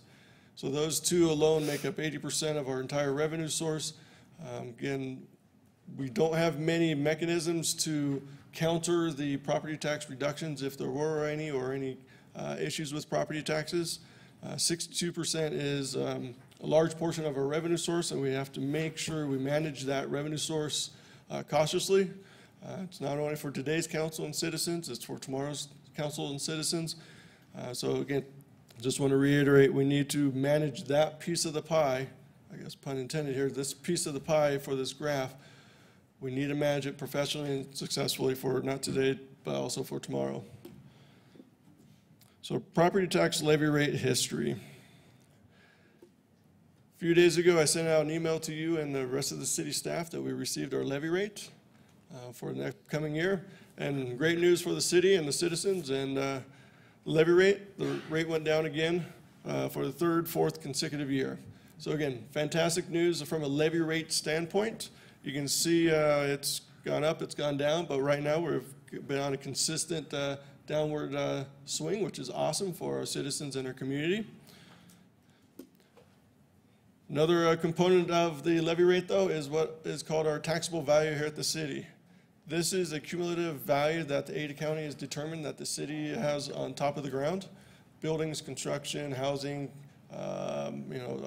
hospitals, whatnot. They value the city of Meridian currently at $8.27 billion. So you can see growth is occurring. You can see the values there. Great recession, we had a little bit of a downswing, but since then, we've been growing pretty strong. You guys know the plats have been coming in. There's plenty of growth ahead of us, so we feel that this number will continue to grow. And then if you put the two graphs on top of each other, it's more of a FYI. It's maybe a counterintuitive, but it's an inverse relationship. As the property tax value or property value by Ada County goes up, in this case $8.27 billion was the last number we showed you, the levy rate goes down. It's an inverse relationship. I know it might not be super intuitive, but again, I'll try to explain some of this in the next few slides. So you can see as the value is going up for city, the levy's rate's going down. Both positives at the end of the day for the citizens, the city, and the community. And as you look at this, just a reminder, in fiscal year 2011 and 2012, we did not take the 3% property tax allowable, but you can see what happened to the levy rate. They both went up. If you recall, the last 3-4 years, we've taken either 2% or 3%, and the levy rate has gone down. So again, counterintuitive, but again, that's just want to remind you, our decisions on the allowable 3% property tax does not have the ultimate outcome that you think it's going to. The Ada County property value has a much larger influence on what happens to the levy rate than what we decide here at the city on whether or not we should increase property taxes 3% or not. So again, just want to point out that, you would think the property tax levy rate would go down if you don't take the property tax increase. Instead, it went up. The last 3 years you've taken it and the levy rate's gone down. So again, just a little FYI, it's not always as intuitive as you think it is. So I'm going to take you back to a little bit of calculation 101. You saw the components. This is how Ada County determines our levy rate for us. They do all the work for us. We just submit the information. They ask us for our total property taxes that we need for the upcoming fiscal year. And that's the one piece of the equation. The next part of the equation is that property tax value. That's the $8.2 billion. You take one, divide it into the other, that's what we get as a levy rate. So that is how the levy rate is actually calculated. We inform the county how many dollars we need in property taxes. They tell us our property value. You divide 1 into 2, and you actually get a levy rate. So again, to throw this into a more visual concept, you can see the formula up there on the top right-hand corner. I showed you this slide earlier. This is our total property tax request for fiscal 18, a little over $30.6 million. Yeah, but not yet. The $8.27 billion value, those are the two components.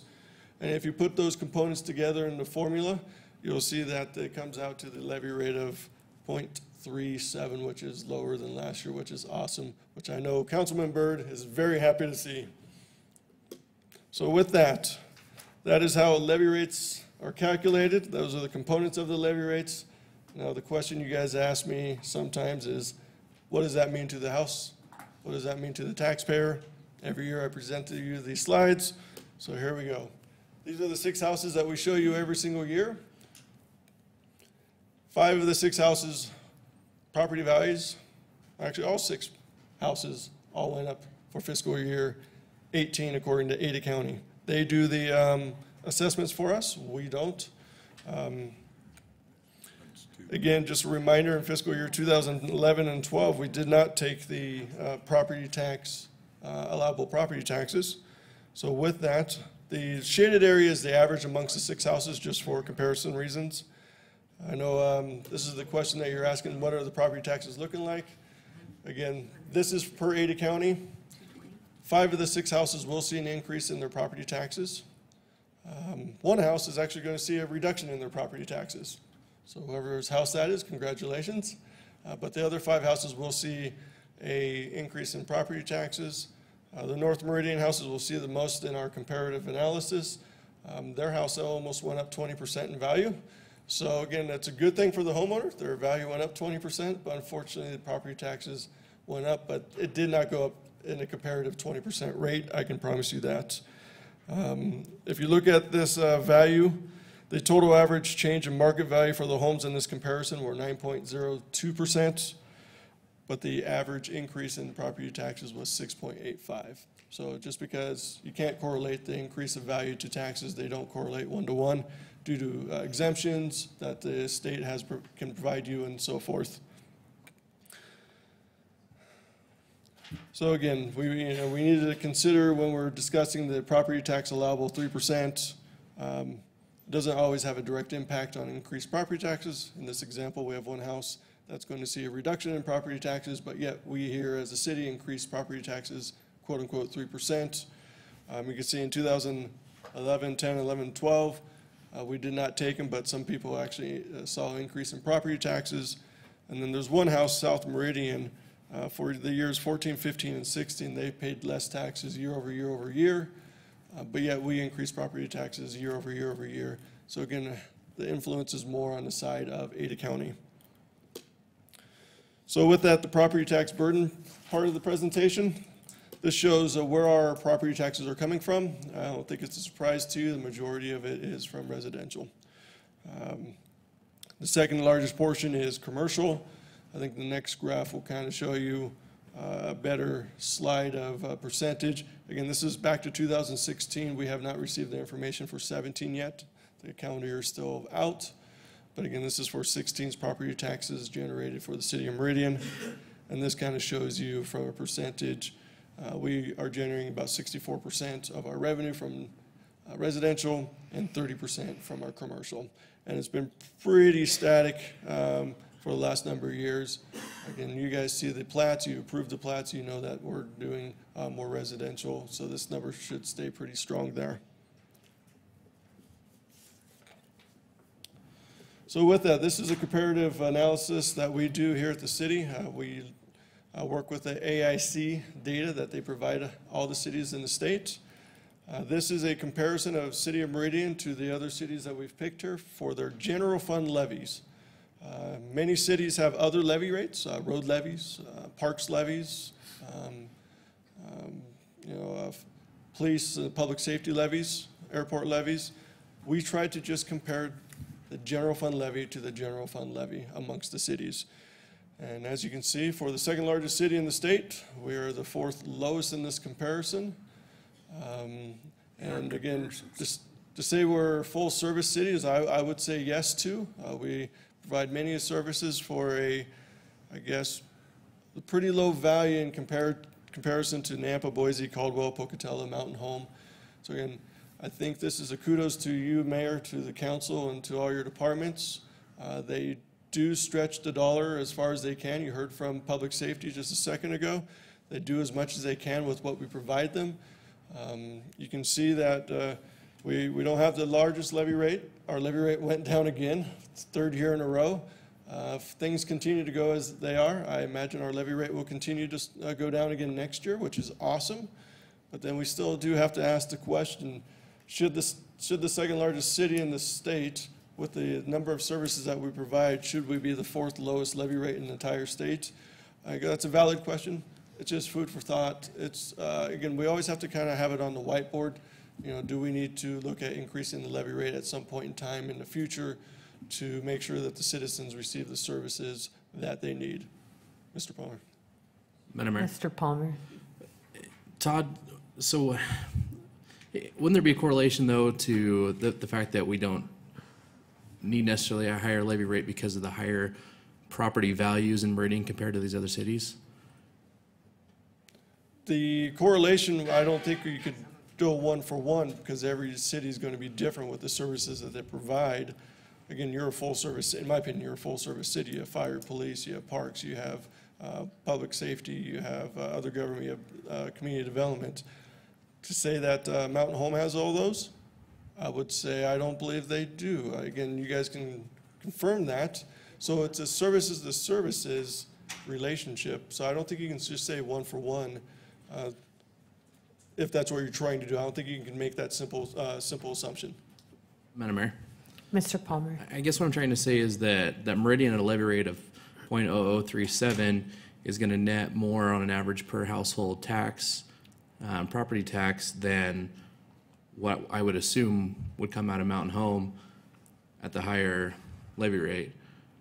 If Mountain Home's levy rate was the same as ours, we're going to net significantly more because of the much higher home values of Meridian's homes compared to the average home value of Mountain Home.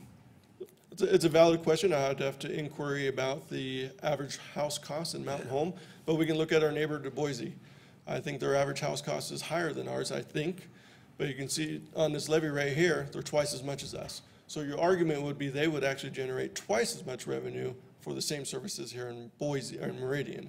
So I mean, to be able to assume that simple correlation, I think we have to tread lightly because just next door, their levy rate is 0.7.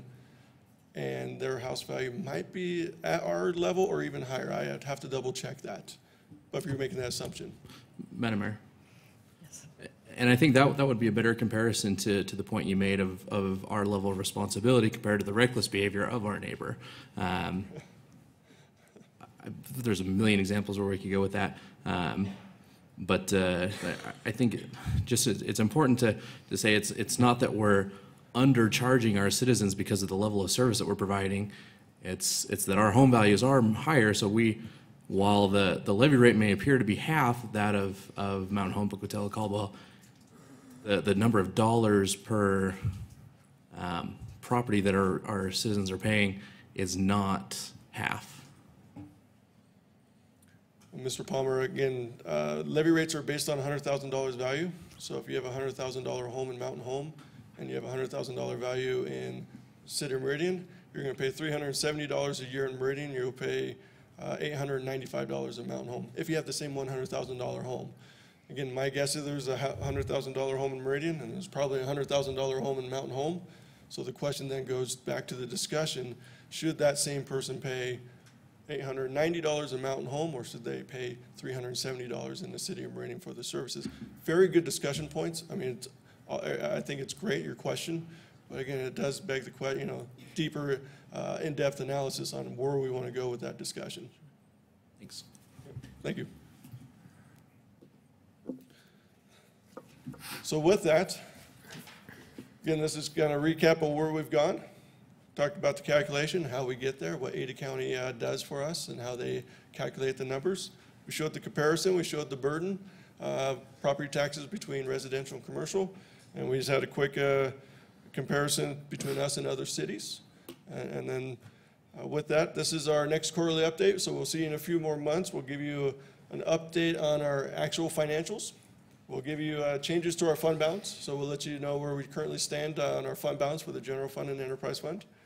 We'll give you revenue expense ratios. So what we try to do is we compare our expenses to our revenue sources, let you know if we're asking more of our revenue sources in certain functions of the city year over year. And then we'll also provide you our top 5 revenue sources and our top 5 expenses for the last fiscal year. And as always, we stand for any questions. We're happy to research any questions for you and get back to you if we need to. Thank you, Todd. Council, any questions? Madam Mayor. Mr. Byrd. Not a question. Just a compliment as always.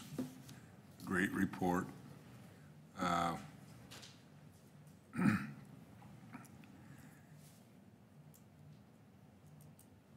Your staff and yourself and your staff do so much with so little.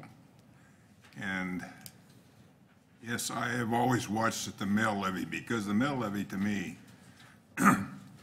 means that that we as a council and mayor and department heads are being very conservative, and throughout the whole city. It's always been that way for the 52 years I've lived here. I've always watched the mill levies. And I am proud to see that ours is almost half of what Nampa, Idaho Falls, Boise, and those other cities are, and it's due to our employees and to basically our CEO to make sure that that stays that way, and I know it will stay that way. Thank you very much, Todd, for all you do and for your staff. We appreciate it. Councilmember, appreciate the good words. Again, don't forget to pat yourself on the back. You've been leading us for 20 years, my friend. Thank you. Thank you. And you've seen and led many of those changes, so thank you. Any other questions? Thank you, Todd. Okay, item 6D is under our Public Works, 6C is under our Police Department. Tom Baker's here to address this item.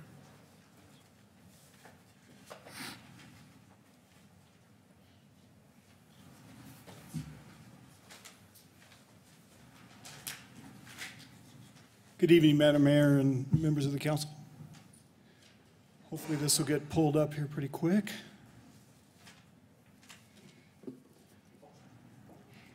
So what we're here to do tonight is put before you our request to have our nuisance code updated, some revisions made. And what it is, it's approximately a 1.5 year collaboration between code enforcement and legal. And I want to take a minute to say thank you to legal for all their hard work, going back and forth, trying to figure out what the best approach is to getting this taken care of. And then also before we get into the what, I'd like to talk about the why. What we had with our current code is a lot of great points, a lot of great things that we want to accomplish in regard to nuisance enforcement in the city. But the problem is it's not organized in the best fashion. And there's some verbiage that had to be moved from where it currently is to other spots. What you'd have is two types of nuisances, basically abatables and generals. And whereas it was defined in one portion of the code, further down, the general nuisance wasn't defined as well and wasn't enumerated as well. And then further down in 422, you find that, and I apologize, I'm not, let's see here, get to scroll down a little bit. Okay, good deal.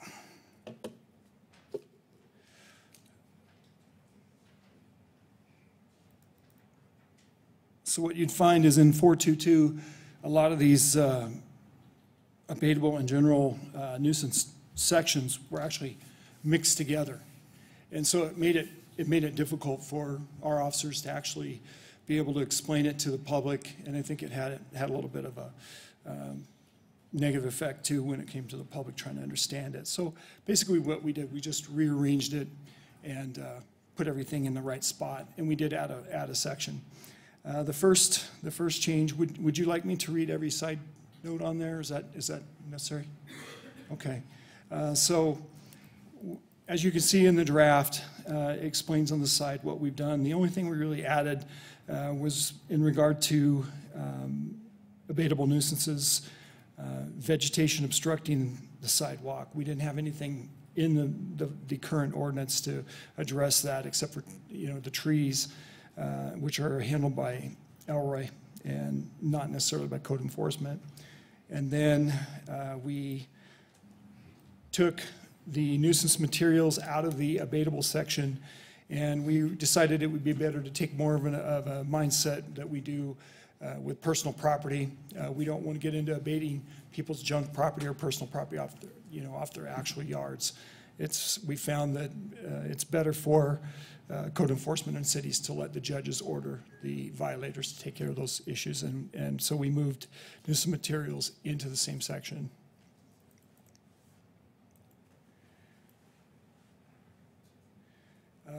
The next ones were just more of what I spoke to before. We just we moved things around, we combined some things, clarified some definitions. And then you see there's no proposed changes in a lot of the sections. We're clarifying the parties, responsible party's obligation to say that abatable nuisances are not addressed or referred to criminal court. And those are the essences of what we've done. I'd stand for questions. Thank you, Tom. Council, any questions about this particular ordinance or code? Madam Mayor, Mr. Byrd. it looks very reasonable to me. I guess make it official instead of a draft, right, Mr. Neary? Madam Members of the Council, Councilmember Byrd, yes, we would bring forward an actual copy of the ordinance itself, and the council can either decide to have a public input on that. You're not required to, but we can certainly notice it up on the agenda for public input prior to the council making a decision on approving it. That would be my recommendation as one councilman. Okay. Looks like that's the general direction, so you can bring this back in its formal ordinance, and we'll have a public hearing on it. Madam Mayor. What was your process, Tom, in developing this? I took the current code we have, and I looked at it and I read it really carefully, and I just cut pieces out of parts where it was talking about the general nuisances and the abatables, and I noticed that the two were intermingled. If you look at the current code under 422, you'll see that. And so I took those out because I felt like it was confusing, and I presented it to legal in a fashion that the version I presented to them, basically I didn't change anything. I just said, hey, you guys like the code, but can we present it like this instead? And then cut and pasted them into sections by themselves. Or, I'm sorry, in amongst other general nuisances, and separated them. Was this in response to confusion when you were out applying this code and questions that you got, or? It was more in response to the teammates when they were looking at it, and they were looking at it and saying, well, I mean, if you look at the general nuisance section, there's just a tiny little version, and then the general nuisances are all mixed in. And then, once again, there are certain points, parts of it where we didn't want to be in the business of abating certain general nuisances. That just wasn't, we felt like a good approach. So it was to help the team members the most. The public, the questions, I have to say, are a lot fewer. They just see our letter and they try to comply for the most part. So this was basically a cleanup rather than making any substance changes? Yes, ma'am, that's correct. Okay. Okay. Well, we'll see it on the agenda. Mr. Neary, when do you think this might come back? Madam Mayor, based on some of your current agendas, probably the first part of December, rather than over the next 2 weeks. Thank you. Madam Mayor. Mr. Palmer. I had a question. Under H2B, the addition there, about adding the cost of the abatement to the utility service bill. If that were to go unpaid, could that start a process of shutting off city services? Madam Mayor, members of the council, Councilmember Palmer, I haven't discussed this particular provision with Ms. Kane, who's the one that wrote it, but the law separates out collection from services. So since it's unrelated to the service, we can still collect on it. We can't turn off the services for it. Thanks. Okay, thank you, Tom. Thank you. Okay, item 6D is under Public Works.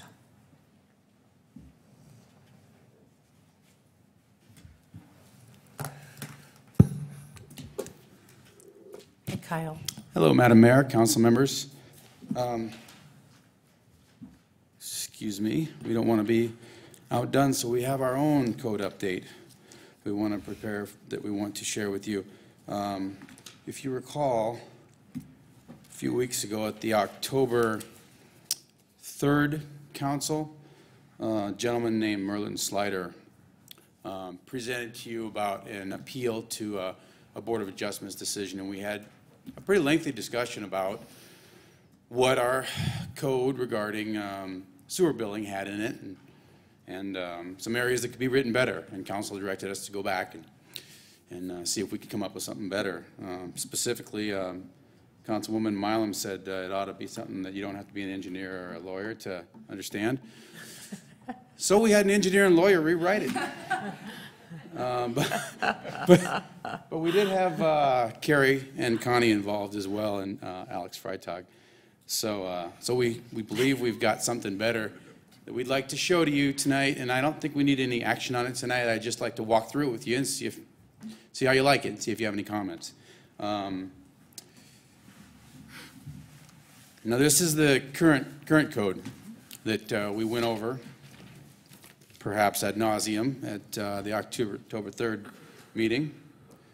And let's see, Warren's going to pass out a copy of the current sections of code and then the draft of what we proposed to you in its entirety, so you can review it at your own time. Now, we were trying to change 9.424, but when we did that, we found that we needed to change a couple definitions, which are in another section. They're just related. So we did change the what was sewer user to wastewater user, which is consistent with the way the code was already written in 924. And then the winter average was defined in there, and we took it out because we came up with a better name for it. And I'll share that with you in a minute. So I'm just going to walk through. First, I set up a bunch of slides to explain to you what we did and why, and then that was taken just as many slides as if I just show you the rewrite. So I'm just going to show you the rewrite and walk through it. So here's the beginning of it. 9.424, this is the beginning, and it reads, wastewater user charges are comprised of base fees, use fees, and assessment fees. That's it. And then the A, what wastewater base fees? To cover the fixed costs of the wastewater system, each account is charged a monthly flat base fee. The wastewater base fee shall be established by resolution of the City Council. So that seems pretty straightforward. It's reorganized, and we're giving people one at a time. First, let's talk about base fees. Here they are. That's your I think it's $5.85 or 5 something for sewer. And you're going to pay that every month, whether you use 0 gallons or 10,000 gallons. So far, so good? Okay. Wastewater use fees now. Monthly use fees for wastewater collection, sewer, and treatment in the city are based on the gallons of water collected and treated as determined by water meter readings for the water used, which is delivered to the same building or account. The fee per gallon of use shall be established by resolution of City Council. Wastewater use is determined according to the following. Madam Mayor. Ms. Milo. All right, Kyle, I already have something that might make this simpler. If you switch sewer and put it between wastewater and collection, so you had wastewater, sewer, collection, and treatment. It changes the sentence and it makes it more understandable, I think. Well, I think the point we're trying to make here is that what you're paying for is not just sewer, but you're paying for wastewater collection, which is sewer, and you're paying for treatment of wastewater. So, and we'll take that. Okay. We'll take that as a note and see what the group thinks. Okay. I personally think that the sewer is describing the wastewater collection, because that's all wastewater collection is. And people, we specifically put that in there because people refer to it as their sewer bill, but it's paying for sewer is the least of what it pays for, you know, as you guys know, because you're always seeing Clint Dolsby coming up here asking for money, and that's where the money is. It's in wastewater treatment. You must be a water guy. I'm a water guy, so there's another reason why I'm up here talking about wastewater fees. So it should be Dolsby. Okay, so we can go to the next, and then this is where we start getting into something that could be confusing, but hopefully we've got it organized a little better. So we're talking about use fees, and we figure out how much use according to the following. Okay, residential accounts. There are 2 time periods during which wastewater use is determined during the year. Winter period. During 4 winter months between November and March, wastewater use is based on monthly gallons of water delivered as determined by water meter readings. And we give an example. Example, if 5,000 gallons of water were delivered, then 5,000 gallons of wastewater use will be billed for that month. Depending on the account billing cycle, the 4 months that comprise the winter period will either be November through February or December through March. I'm gonna wait and see if anybody has any questions on that. I don't think you need to read all of this. Okay. Unless council really wants you to. Well, But I'm getting a shake of yes. you want him to And read it all. And Madam Mayor, it's not going to be that brutal. This is probably the worst slide for reading. But I thought because of the discussion last time, I thought this might be the best way to just.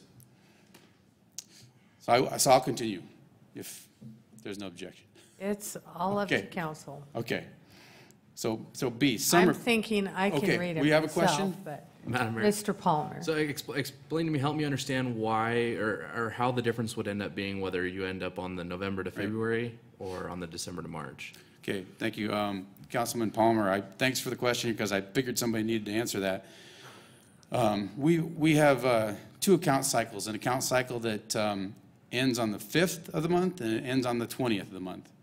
And so you could get a meter read on the 5th of November, and that's going to represent really the water you used in October. But if you get a meter read on the 20th of November, that'll really represent the water you used in November. Okay. And that's the reason. So you want to get the use reflected in the winter. And and we've really found that if you start too early, people are still watering their lawns in shoulder season, so it really screws up the billing. Madam Mayor. So then the latter the meter read would end on March 5th, not March 20th? Correct. If you were March 5th, then you would be in that winter period through March. Cool. Because that's your February usage. Yeah. So summer period, during the months outside an account's winter period, wastewater use is also based on monthly gallons of water delivered until the amount of water delivered reaches the account's wastewater use cap. This is our new term, wastewater use cap. And then one below is going to define it. If monthly water delivered is higher than the account's wastewater use cap, then the wastewater use cap serves as the month's wastewater use for billing. Example, if 9,000 gallons of water were delivered, but the wastewater use cap for the account is 6,000 gallons, then 6,000 gallons of wastewater use will be billed. Wastewater use cap is calculated as follows. So this is probably the question you're thinking of now is, what's this wastewater use cap? It's the average monthly number of gallons of water that were delivered to the account during the winter period. And so that's what we used to call the winter average. And I think the addition of the wastewater use cap, it's really what it is. It's a cap. You're not going to get billed that wastewater use cap. You weren't going to get billed that winter average before unless you used at least that much or more in the summertime, if that makes sense. Okay. So now we have the question that Mr. Slider brought up, addressed in number 2, default wastewater use cap. So in any instance where the customer's wastewater use cap calculates to less than 1,000 gallons per month, or there is no customer data to calculate a wastewater use cap, which would be an example in a new customer, a default wastewater use cap shall be applied. The default wastewater use cap shall be established by resolution of City Council and is intended to represent the monthly wastewater use of a typical residential account. So if it's a new account, you have no account history, we're going to give you the default wastewater use cap, which at this point we took it out of the city code. The old city code had that as the 6,500 number that you might remember.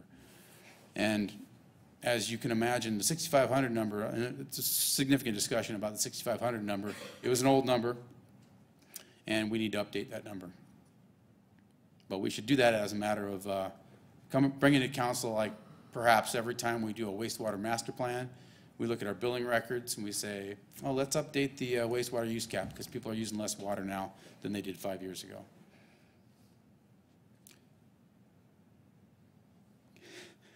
Okay, upon request, so we provide an opportunity for people to review. So number 3, upon request, the wastewater use cap may be reviewed and evaluated. Determination of applicability will be made by the city public works director or designee and include an evaluation of current and potential water and sewer uses at the property and to determine if the application of an adjusted wastewater use cap will result in fair wastewater billing. So even if, in the case of, say, Mr. Slider, your wastewater use cap was, it calculated to less than 1,000 gallons, so it kicked into the default, and you called up and said, hey, you know, my house is vacant, I need to have my wastewater use cap reviewed, there's still a mechanism for that, for people that it didn't quite work out right. But we think the vast majority of people that are going to end up with a calculated cap less than 1,000 are people that are probably snowbirds that come back after the wintertime and, in fact, are using water and sewer in their house in the summertime. Madam Mayor? Ms. Mylum? Kyle, so somebody moves and they have a new account. But there used to be there was another family that lived in that house. Do you use their winter average, or you go on the default winter average because it's not their history, but it is the history of the particular home? Okay, I think Councilwoman Mylum, and Madam Mayor, Councilwoman Mylum, thank you for the question. I think we got that covered pretty well. We say, or there is no, if there is no customer data to calculate a wastewater use cap, then we're going to apply the default. But if that customer has data from somewhere else, like if they moved from somewhere else in Meridian, we're going to say, oh, well, you had an account over at that other address. You just bought a new house. So we know how much water you use. We know what your wastewater use cap should be. Or in the past, and this code would still allow it, in the past, Carrie has said, well, you've moved to Meridian from another town. If you have billing records from the other town, you're the same family, we can set your wastewater use cap from your customer data that you're providing us from somewhere else. And I think that's still what we've written here allows the flexibility for MUBs to be able to do that. It's by customer, not by property. Correct.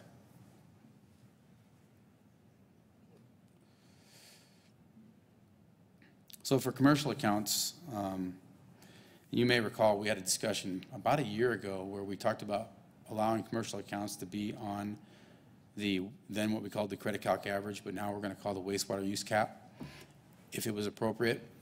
And council instructed us to move forward with that change, with a change that was going to occur in the assessments portion, and that assessments portion hasn't happened, so this change hasn't been made either.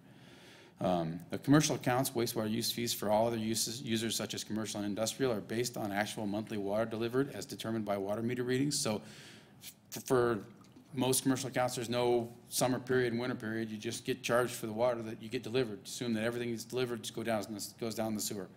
However, commercial accounts that show a residential pattern of water and wastewater use may be eligible for an applied wastewater use cap during the summer period as set forth in the section for residential accounts. And determination of the applicability for that will be made by the Public Works Director or designee, and include an evaluation of current and potential water and sewer uses at the property to determine if the application of a wastewater use cap will result in fair wastewater billing. So if we can apply that and it works and it's fair, then we can do it. Additionally, we have the B. Commercial accounts with water uses that are not collected in the sewer may be eligible for periodic adjustment to the wastewater portion of their bill if the amount of water used but not collected can be demonstrated. That's referring to like a cooling tower situation, and we have several of those right now. This just codifies the practice that we're generally doing now for like I'm trying to think of the companies. There's about 5 companies that have cooling towers, and they will evaporate water throughout the year. And those cooling towers have meters that show how much they evaporated, and they can apply for an adjustment every year and get their money back for that. And then the wastewater assessment fees, I won't bother to read this because this is where we stop the proposed changes. There's one change to this paragraph, which is the last sentence. Single-family residential assessment fees shall be based on 1 ERU, because the rest of the paragraph talked about everything except single-family residential, but it didn't say what single-family residential should be. So we want to slide that in there, and then the table of equivalent residential units, we're not proposing any changes to that at this point. I think the assessment fees and ERUs is a whole separate effort that's being undertaken by Alex and Company, and if you want an update on that, we can provide that. And then there was one other reference section that had that 6,500 in it. It really doesn't belong there. This section 9427 really just says when you get a bill, you should pay it. And then it talked about for new residential construction completed during the 8 lawn sprinkling months, which is really the summer, we're talking about that 6,500 again. And so we said, well, that doesn't really belong there anyway, so we want to take it out. So I'm sorry, there were a couple in there that were a little rough, Madam Mayor, but we made it through. So I guess we just ask council for any comments, and then obviously there's not council members that aren't here and will want to read the proposed changes, and they can get comments back to me or Andrea at any time. Okay, Mr. Palmer. Madam Mayor, I'm sitting here imagining if it was me 2 years ago sitting in the audience, that I can imagine the things going in through their heads are, what in the world just happened? But that was a really big deal. And I love the changes. I mean, I've had people ask me, especially when they first moved into a place, to explain their utility bill to them. And I've tried, and but if I had this slideshow and did exactly what you just did, I feel like I could help them understand that the calculations, as complicated as they are, really are actually kind of simple and are there to benefit them. It would be a lot easier for us to just charge what they use. But by going to this effort, makes it as accurate as humanly possible and benefits our customers. So thanks for going to all that and making that happen, because I think that's a beautiful thing. A beautiful thing. So, Mr. Clerk, maybe you can send Mr. Palmer a link to this particular one, so when he gets those questions, he can direct them to this presentation and a verbatim, blow-by-blow call. So which, video clip. Yeah. And thank you for walking us through that. You did clarify a lot of the different elements that Mr. Slider had raised. Okay, Madam Mayor. Well, we'll just, I guess, unless council has some other direction, we'll wait and see if there are any more comments from certainly from any of you or from the missing council members, and then maybe come back to you and say, yeah, we think we've got all the 100% comments, and we're ready to have a final draft, and we'll let you know when that happens. And we can set this out again for December and have it available for public comment. Sounds good. Thank you, Madam Mayor. Thank you. Madam Mayor. Ms. Milo. One more thing. So it looks great to me. I really like all the changes. And you said in the beginning of your presentation that you shared it with Mr. Slater. What were his reactions? Councilwoman Milam, he did have a couple minor comments. He had a comment about what I read to you on if we don't have any data to calculate a wastewater use cap, and he thought of a way that might potentially work against the customer, and he suggested something else about. He's looking at it from a perspective of, which is who he is he's the landlord, and sometimes he keeps the account in his name, and the new renter moves in, and we never see that. And so he suggested some other language, but with his other language, it wouldn't allow us to say, you're a new customer, but you have old data somewhere, and show it to us, and we'll set it to that. So there's pluses and minuses, but it's a pretty minor detail that I think we can maybe go back and, try wordsmithing to see if it meets his concern. But all in all, I think Andrea got his comments, and I think all in all, he was fairly happy with what we did. Thank you. Good, thank you. Thank you.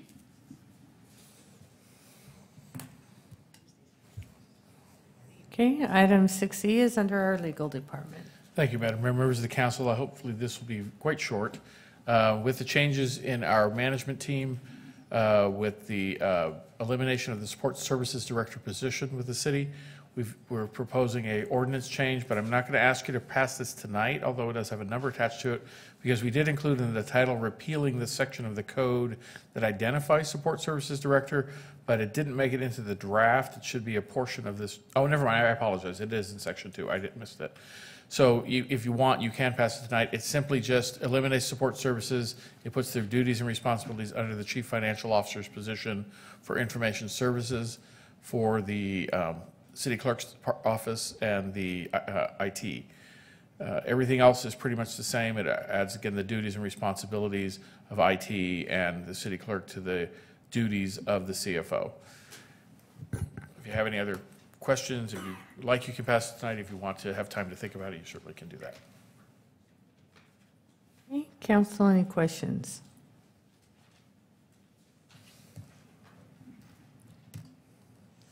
Madam Mayor. Ms. Mylum. Move that we approve ordinance number 17. Read it first. No? What? Oh, she has to read it.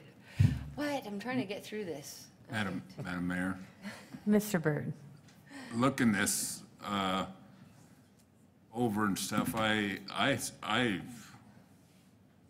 am willing to pass it today, but I think with 2 of our council members missing, maybe we better bring it back for next week.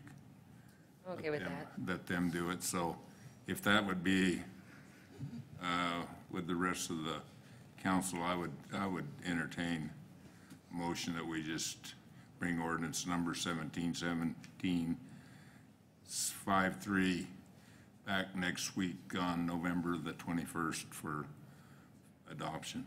Second. Okay, I have a motion and a second to continue this item till next week. All those in favor say aye. Aye. All ayes. Okay, item 6F is under our Community Development and Building Services Division. And I'm assuming that Brent is starting with this. Okay.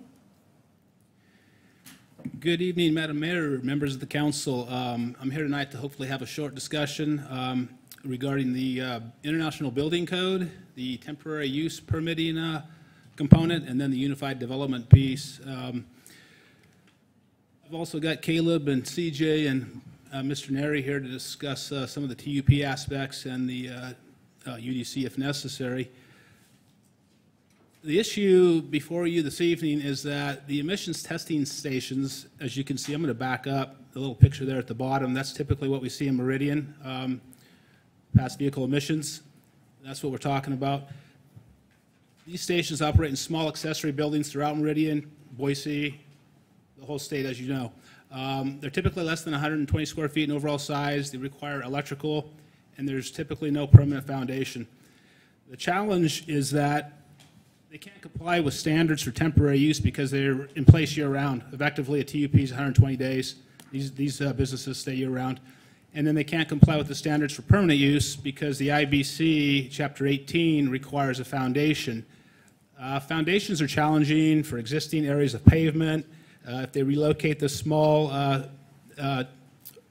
facility, and it's just challenging and costly. So in order to do a foundation, we would have to issue a certificate of occupancy, and it would have to be in compliance with the International Building Code. We're trying to provide some information here and look at a different opportunity. Problem is that, again, with these accessory buildings used as emissions testing, there's no foundation. They're typically less than 120 square feet. They're year-round, and they do not comply with the TUP, the IBC, and the UDC codes. Also, Solutions would be to cite existing facilities and not allow new facilities and accessory buildings. The pros of that would be removes ambiguity, challenges or changes aesthetic landscape. The cons would be decreases availability of the service needed by the citizens to get their vehicles tested.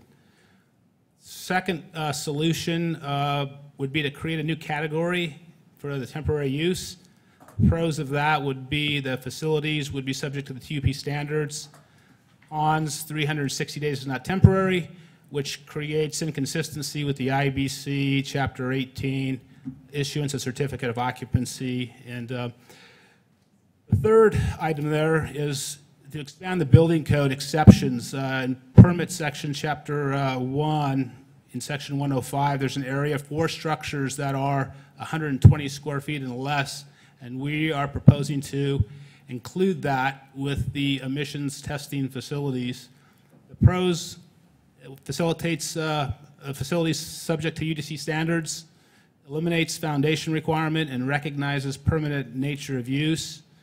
The cons are the aesthetic, the safety issues associated with the temporary use building for a permanent use, largely resolved by host business, meaning that the host business typically has a certificate of occupancy, and these emissions testings are ancillary on the property. I'm going to jump to the last slide here because it has some FAQs on emission testings stations and why and how they're different than TUPs. I won't read it all, but on the left there you can see the emission testing stations and the temporary sales units on the right. And then if you have any questions, we can talk about that, I suppose, on this.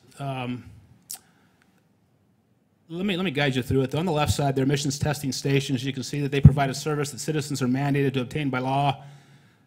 They're public use for the UDC. And then the accessory building owned by the tenant is common model for the emissions testing stations. It's rare for the ETSs to be available inside service stations.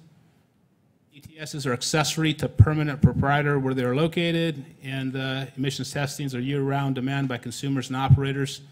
And then on the right, you can see the temporary sales units.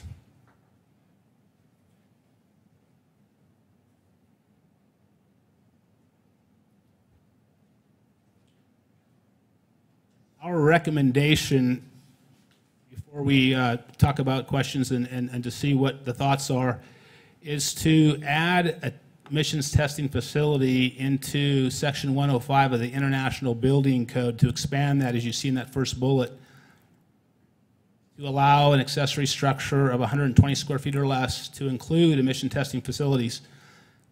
And then in 105 there in the middle of the slide, you'll see that's actual code language, work exempt from permit. And then that last paragraph where it says building, that's actual building code language as well. So what we would do is essentially insert emission testing facilities within that paragraph. So effectively, in the building code, one-story detached accessory structures used as tool and storage sheds, playhouses, emission testing facilities, and similar uses, provided the floor area is not greater than 120 square feet, would be exempt in the building code. The commercial pump houses, those fall in the same category. So at this point, I would like to see if there's any questions, stand for questions, and then I do have an action item recommendation. I wanted to let you know this right now, that we are currently in a code adoption cycle. Next Tuesday at the public hearing on November 21st is a public hearing for building code. So this allows us an opportunity to insert this in now with your review and approval if we decide that's the best solution. That building code adoption is in draft form right now. We can notice as required to the institutions per state law, and then I can update the BCA and we can move forward. So I am willing to stand for questions and talk through this. And Council, any questions? Brent, I think this is a very, very good way to handle that, and I for one would like to see it within our code. This gives them a way to keep their facilities without having to get a building permit and all the going through all that stuff. I would like to see it incorporated in. I can't speak for everybody, but Mr. Palmer? Mr. President, I think this is ridiculous.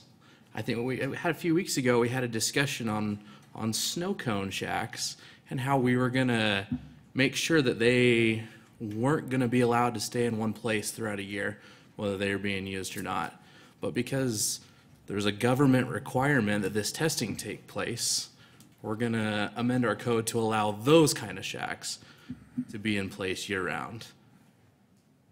I think if we're gonna go to such great lengths to ensure that all these other temporary use shacks, that we clear up any ways for them to get around code and have to be moved or removed yearly, then I think we should be consistent with how we're applying that and not make an exception because it makes it more convenient for another government agency.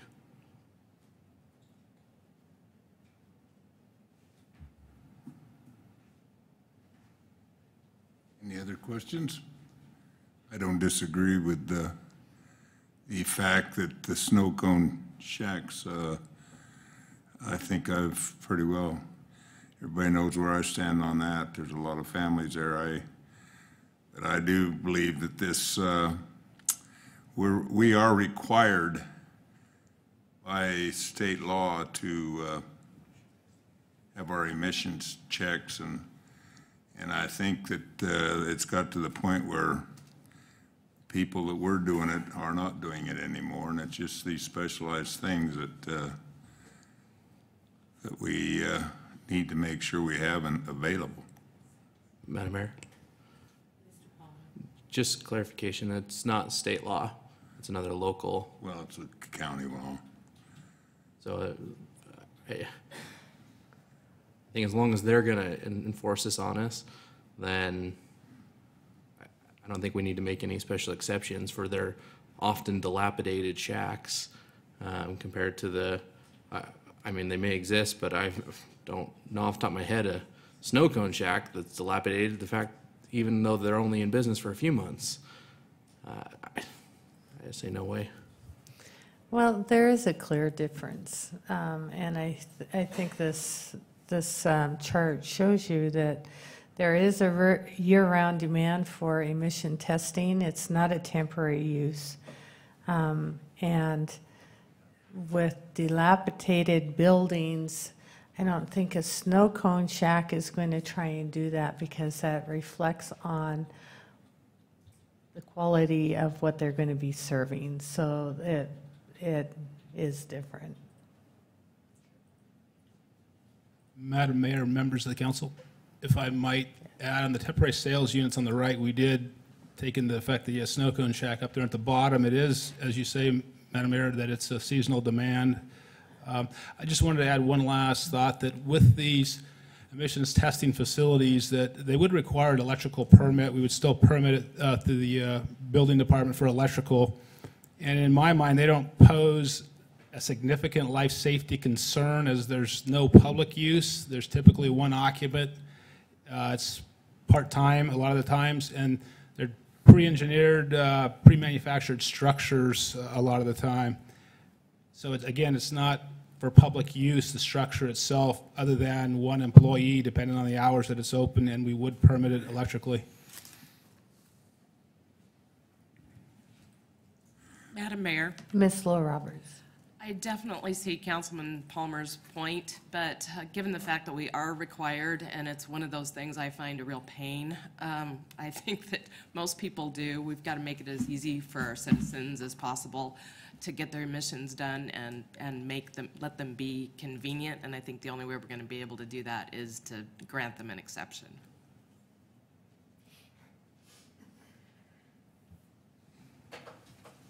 Any other comments? Madam Mayor? Yes, Ms. Milam. I'm kind of going swaying back and forth here like a pendulum, but I definitely think we need to make it more convenient for our citizens. So whatever that is, if that's, making an exception for these. But maybe some standards aren't such a bad thing either. And I don't know if the right answer is just removing the, and obviously it's not a temporary use, so that's the wrong place for it. But putting it in with a shed that's in somebody's backyard, I'm not sure that that's the right place for it either. Because it is a public, and it can become an eyesore, and it can become a problem. So down the road, what, you know, if we make this too simple and so they're just popping up all over the place, down the road, what's going to happen with, we just have a whole bunch of old dilapidated testing stations?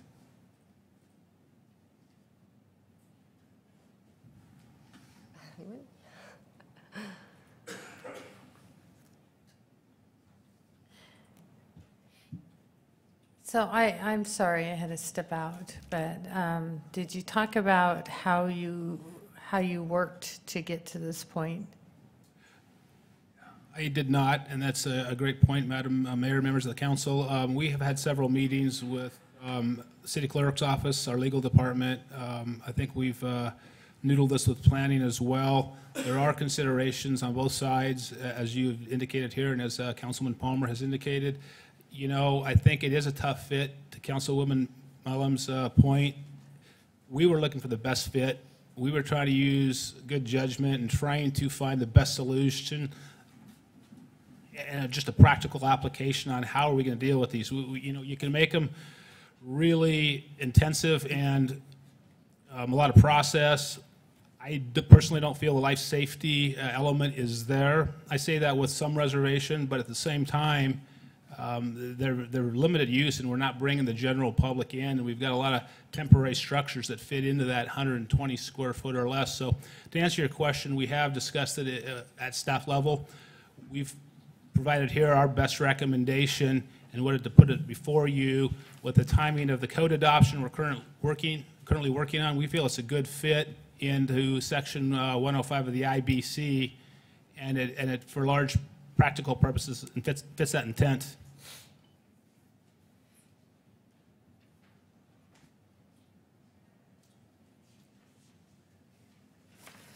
Unless there's any real strong opposition or reason to just take this into another meeting or discuss it further, I guess the action item that I propose is just the timeline that we feel that we've got a pretty good product that we would like to get into our code adoption here, so it's implemented January 1, 2018 with the building code adoption. Madam Mayor. Yes, Mr. Byrd. I'd like to see it get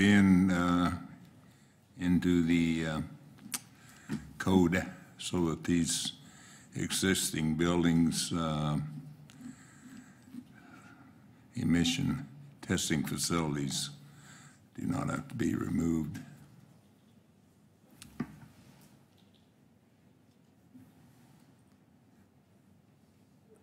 Well, I guess we can put it in form and put it out for a public hearing, and that's coming up. Do we have a date set? Public hearing for the building code adoption is next Tuesday, the 21st. And again, that building code adoption is in draft form, so we felt it would be good to, in communication with our legal department, put it in at that point and present it next Tuesday if we had the approval in this meeting to move forward.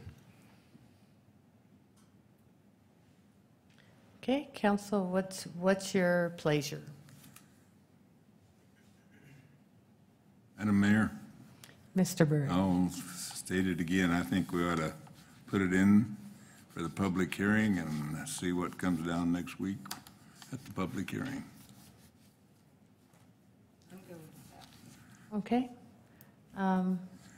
You can bring that back with the other items, and we'll address it next week. Excellent. Thank you, Madam Mayor, members of council. Thank you.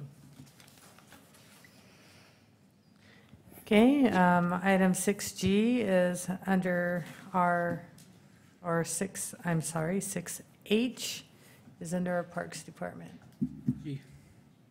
6G, so I was correct. Thank you, Madam Mayor, members of the council. I'm going to talk to you a little bit about Idaho Avenue. To refresh your memory, in 2015, the city and the Meridian Development Corporation agreed to jointly fund some streetscape improvements on Idaho Avenue between Main and 2nd Street.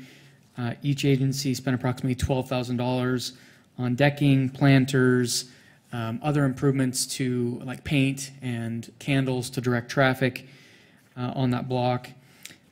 We had an agreement, and it really laid out the terms of how we would proceed in coming up with what we would put down there, working with Meridian Development Corporation and the city staff.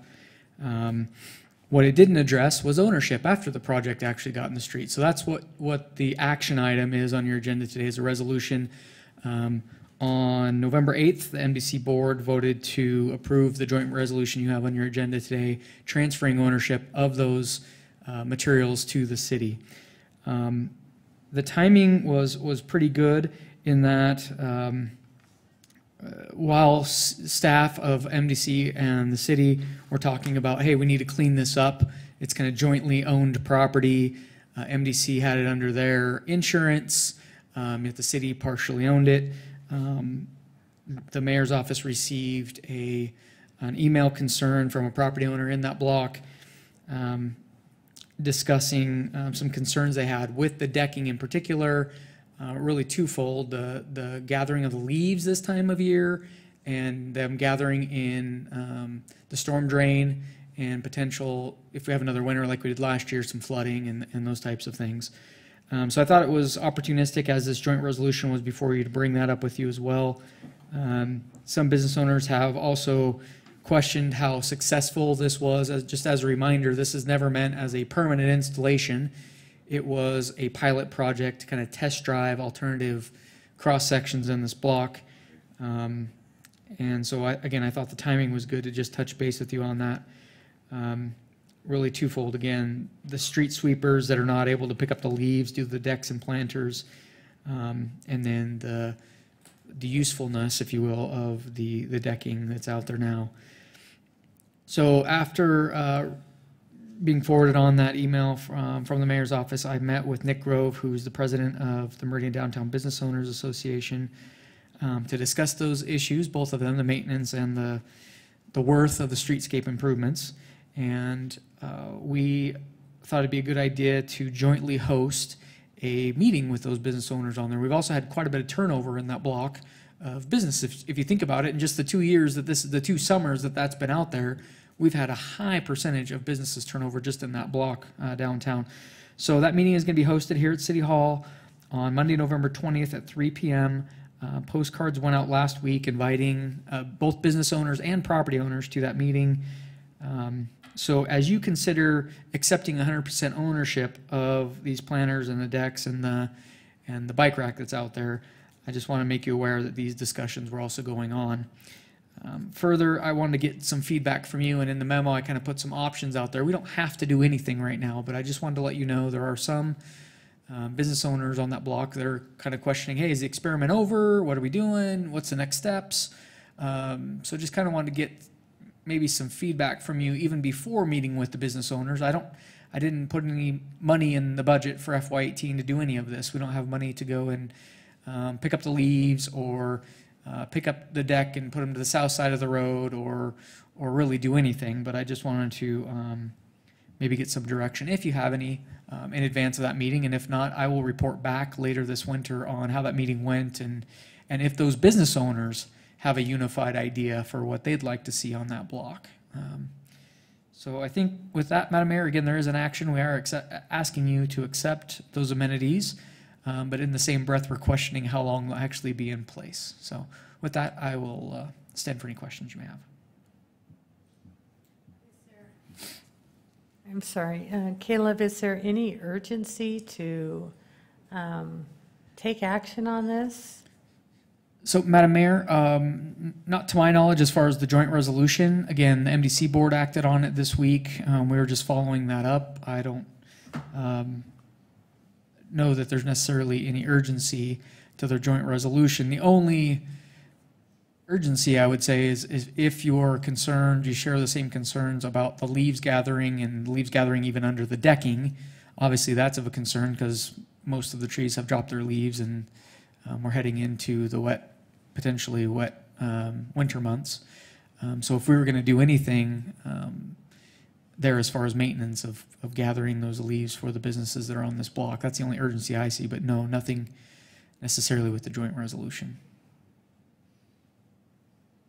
I think I would be curious before we accept ownership what the meeting next week, how that develops, and maybe our Parks Department can go out and look if there's anything covering a storm drain, at least addressing that.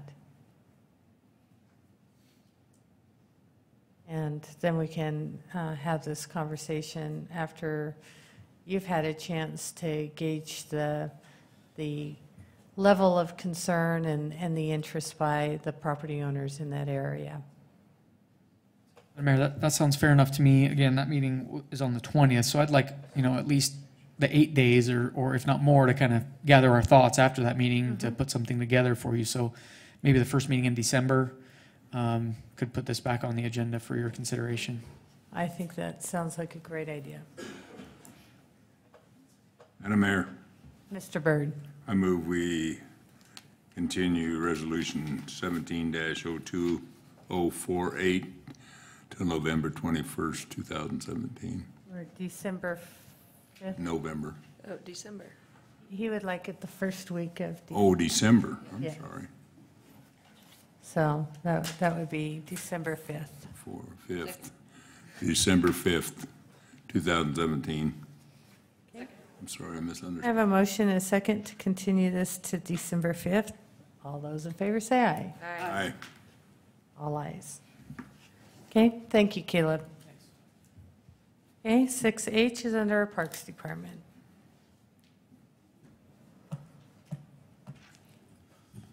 Good afternoon, Madam Mayor, members of council. I'm here before you this evening to give you an update on our next park. As you know, and most of you were there at our latest 2 park openings that went very successful. Those are good projects for the community and good to kind of get open and running. And now we're, no rest for the weary, on to our next project. So it's been a little while, so I wanted to give you an update on where we are and what our next steps are. So as you remember, I kind of wanted to just take a step back briefly and talk about some of the public outreach at this site in particular. And without reading this in detail, you can see that our Park System Master Plan and Town Hall meetings, Parks and Recreation Commission, City Council presentations, and then we did hold a neighborhood meeting down there that was postcard and had the specific surrounding neighbors. We actually went about a mile in each direction, so we went a little farther out than normal because it is kind of rural down there. So based on all that public outreach and upfront work, we came up with this, the current design, which is our phase 1 of the 77-acre park down there. So the overall theme is a discovery theme that's educational components, kind of a learning landscape, if you will. There's a couple of lit softball fields, open grass, restroom concessions, playground, splash pad. We're going to try to incorporate some unique signage in it and other amenities similar to the parks, the 2 new parks that we just opened. So it has character and maybe a unique personality, so it's not just a cookie cutter site. The reason for the diagonal phasing line is because that's where the gas line is, and Williams Pipeline is going to be replacing those lines here in the next 3 to 5 years. So to do anything over the top of those would be kind of wasteful. So we chose that as a phasing line. Taking you back to the budgets, in FY16 we had a budget request for $750,000. That got us through phase 1 construction documents and also pre-construction cost with a construction manager. Some of what we're doing in this phase is building the infrastructure and the support system that the park that future phases can be added to it with. We have the entrance road, the power infrastructure that's coming in, the pumping system. There's no sewer in that area, so we have a septic system with pumping that is scalable, that we can add another restroom to. So there's some of those. So we're doing some of that upfront work that will support future phases. In FY17, Council did approve a $6 million construction budget. So where we started during the design process is just at the schematic design level. We had quite a bit of acreage drawn in. We had a maintenance shop. We had other restroom buildings, picnic shelters. We had all of these, you know, a fully loaded site, which does include infrastructure for future phases. So we got schematic design bids. These are construction estimates, not bids, back in at $13 million. So we took a step back and we went, you know, whoa, this is crazy. So we started to cut, and we went back in. We cut $3 million right out of the bat. Went back at design development with a part, you know, some estimated opinion of cost at $10 million. So at that we said, well, this is, you know, we need to cut some more. So we kept right on cutting. We got it down at 75% construction documents, down to $7.5 million. We cut more. And right now, where we stand at the base bid is $6.8 million. These are opinion of costs from our construction manager. These are not bids. So part of the update tonight is to kind of just refresh where we are design-wise, and then also talk about bid strategy and what we're hopeful for in the next month here. So we think we've cut it down to where we're within striking distance of our budget. So part of our strategy is to do the late fall, early winter bidding.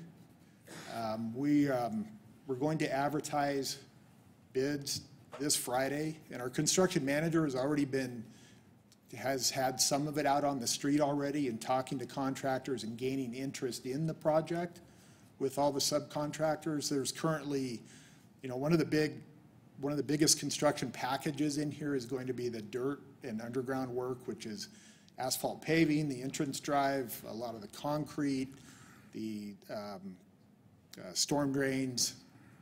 Right now, there's 8 people that are going to look at the project. We don't know if we're going to get 8 bids, but there's interest from at least 8 contractors, which is, you know, in this climate right now, we want to time it in such a way that we do get a lot of interest in the project. We want to make it as simple as possible. We want guys to really, you know, give us numbers so we do get good bids. So in addition to that, we have our base bid, and then we broke out some add alternate bids. And the add alternate bids are the softball field lighting, gravel overflow parking, some additional green space on the northeast corner, a stage for children's performances, and then also a second picnic shelter. And really, any of these could be, depending on where bids come in now, they can be done now, or they can be approved at a later date. Because we are putting, like the softball field lighting, for instance, we're putting all the conduit in up front. We're having the sector box and all the transformers designed in such a way that we can add lights. We'd have to go in and put the piers in and do the wiring and stand the lights up, but we won't be at the point of no return. So the next steps that we see, you know, depending on where bids come in, the possibility, I just wanted to you know, have a conversation that there is a possibility based on construction costs right now that you know, we hear it time and time again that costs are going up, labor costs, and people are busy, they charge more money. I don't think it's going to get any cheaper. I don't think waiting is a good strategy. We don't know what next year is. I don't think it's going to be any cheaper.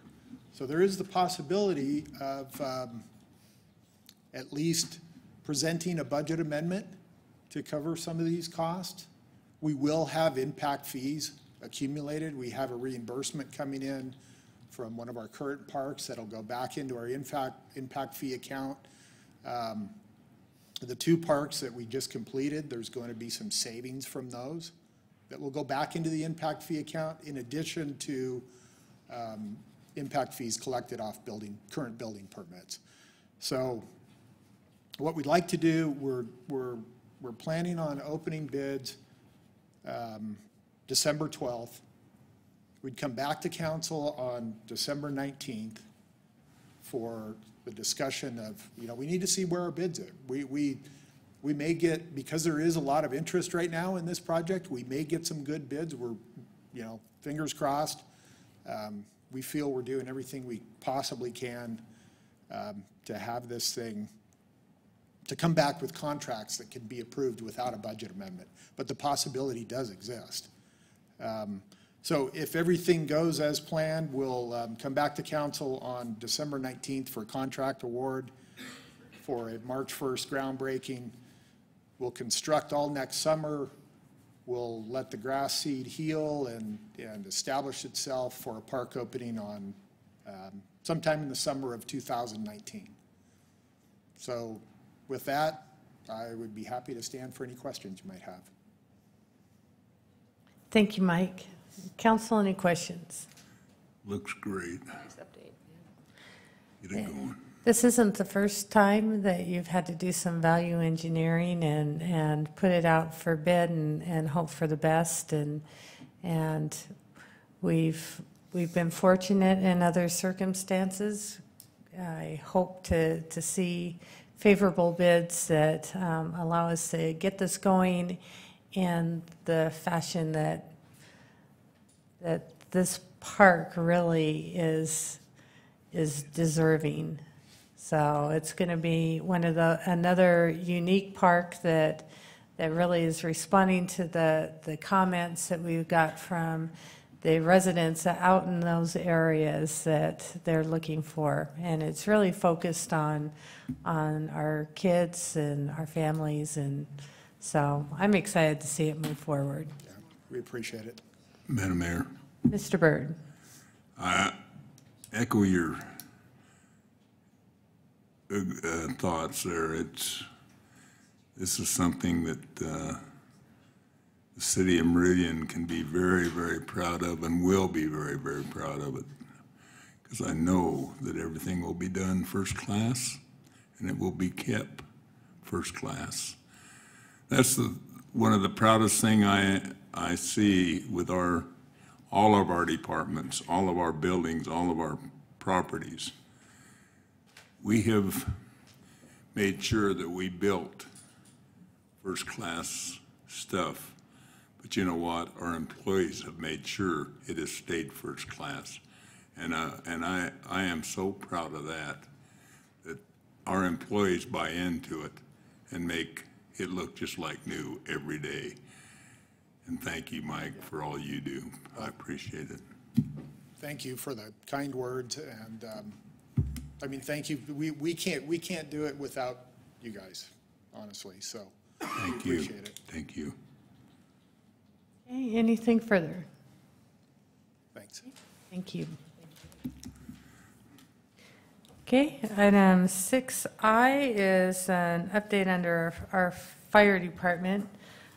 Council, as you know, we've had an unexpected article in the newspaper and had some outreach from the surrounding neighborhood out in Bear Creek Park about a concept that we haven't heard much of since the initial discussions on exploring this concept and approving a budget for Station 6.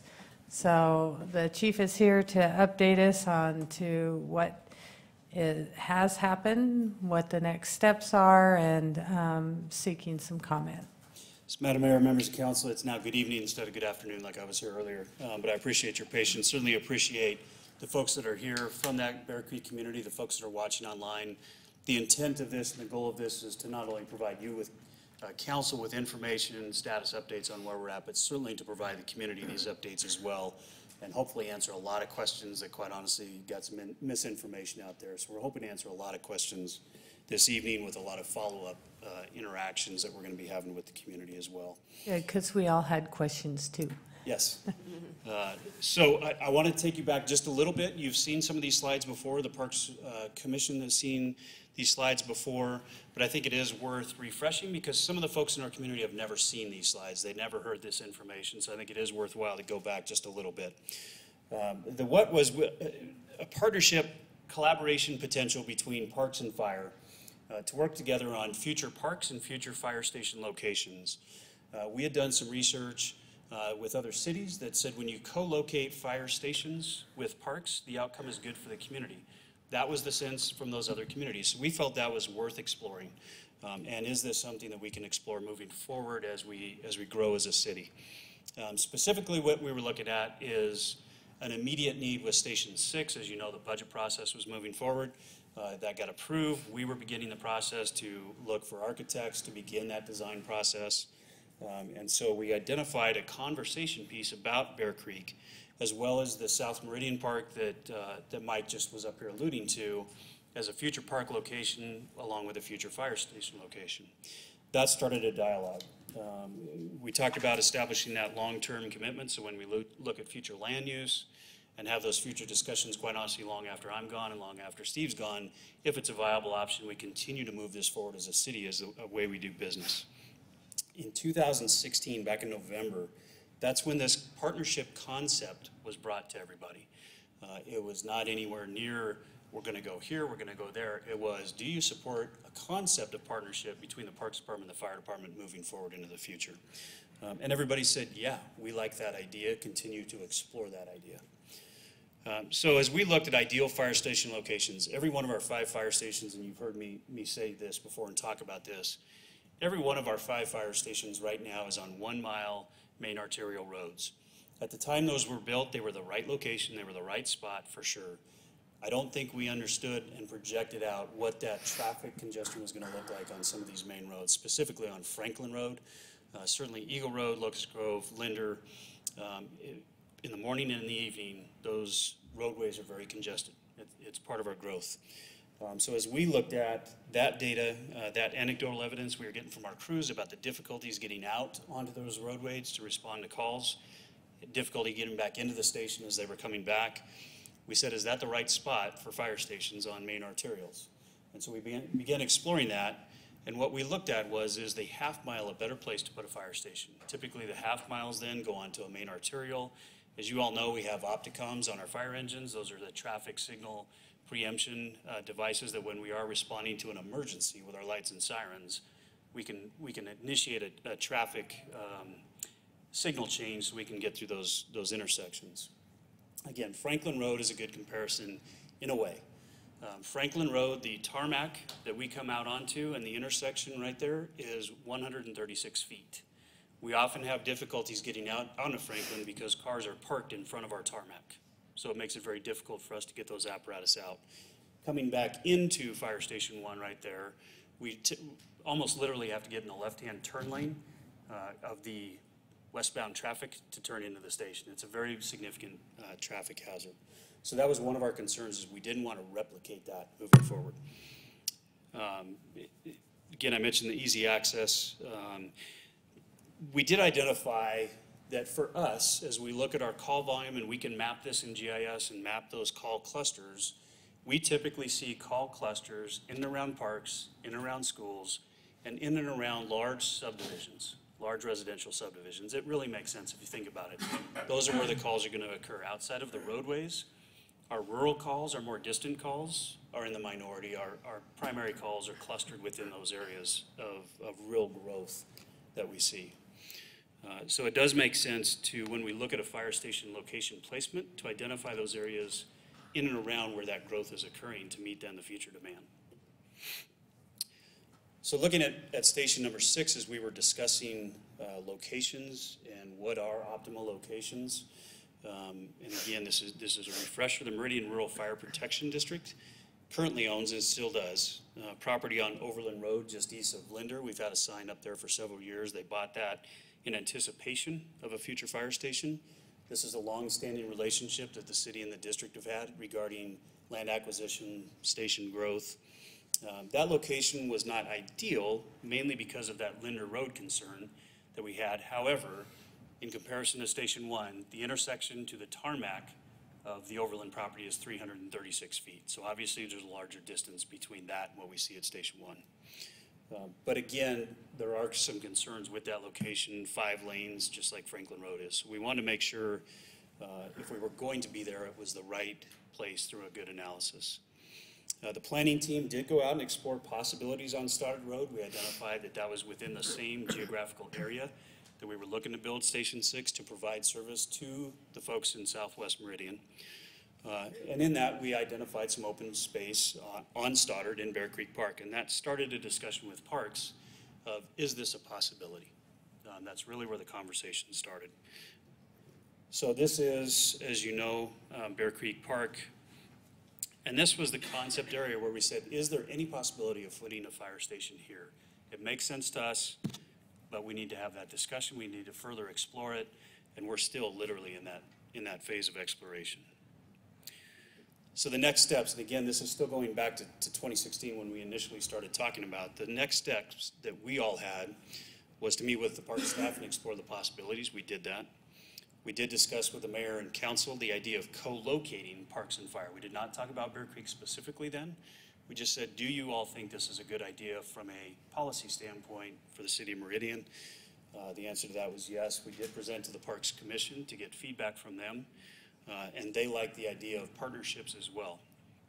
So at that point, we identified the next steps that are pretty standard in our department when we go to look to build a new fire station. And really that was to engage an architect, to begin the drawings, the conceptual drawings of a fire station, regardless of land location, and then be able to have a conversation with the community about, here's our concept, what do you think? That's the way we've done all other 5 fire stations. That's the way we were going to proceed with this one. To that point, and I brought this up earlier, we are engaging that architect in the next 2 weeks. So we have that architect identified. So that's the strategy we were taking. That's the strategy we had taken before. Certainly we can question whether that strategy was right at this point. But that was the road we were going down. I will say this, at this point in the presentation, like every other city department that we have, our goal is to be good stewards and good partners with our community. And if that's not a good marriage and you need counseling on the front end of that, you probably need to revisit it. And so certainly, whatever we're talking about here, there's a lot of public outreach that's involved in each one of these processes, and we do listen to the community. We do not want to partner with a community that does not want us there. That doesn't make a whole lot of sense. So kind of where we're at today, some benefits real quick that we identified that we feel are benefits. For the fire department, we love the fact that we get to engage our community. When you co-locate a fire station within a park, and our firefighters are not running calls or they're not training, they have an opportunity to go engage our community through that park interaction. We think that's a great concept. In the communities we talk to, they identified that as a positive as well. It is quick access to medical emergency. I mentioned that we do have medical emergencies in parks, whether it's sports related, whether it's bee stings, whether it's allergic reactions, whatever it is. We do have medical emergencies at parks. It's not a ton, but we certainly have them. So this would give us quick access to those. It is easy access for citizens with questions or mild injury that need to be looked at. They are usually located off the main arterials. And we like the idea of incorporating a residential field design into our fire station as opposed to the standard real commercial, big brick, big mortar look. We feel like we should be a part of a community in our design process. We did like those benefits. I think there's some benefits to parks as we look forward to this. Moving forward into the future, there is some 24/7 surveillance of a park when you have a fire station. We are a 24/7 operation, 365 days a year. And so there is some sense of security you have when you have a fire station located within or close to a park. I think it does demonstrate good stewardship of public funds through partnership, quick access to medical emergencies to parks patrons. We have talked about a concept of a design when we have a fire station located within a park, if we do that in the future, of having a community room as part of our station design, where that local community could use that community room for HOA meetings or community engagement. And then also placement of AEDs and maintenance of AEDs. We know where our AED program is going. We have them in all the parks, and so this is a good way for us to engage and be involved in that on an ongoing basis. We identified back then some challenges to a Bear Creek partnership, if that were to be a viable option. Loss of green space is a big deal to the Parks Department. They, as you know, try and maintain a certain level of open space per 1,000 residents. So any kind of relationship with a Bear Creek partnership would lose park space that would need to be made up. So we did discuss that and identified how that could happen. There is a possible loss of amenities to the location we had discussed, specifically the basketball court and a potential sidewalk. We identified, could that be rebuilt if that were a location that was viable? And then certainly the Bear Creek area homeowners, we identified that back in 2016 as something that would need to be, we would need to engage with the homeowners to ensure this is a good marriage, this is a good partnership. And so that has been a plan all along, was community engagement. So then really what happened kind of gets us to today. We did have an article come out in my Meridian Press talking about Station 6. I can just say I've known Holly a long time. She's a great reporter. She didn't mean any harm by this, I have no doubt. Chief Butterfield was answering her questions honestly, so I think that was all honest. There was no intent to do harm, just bad timing. This article didn't need to come out now because we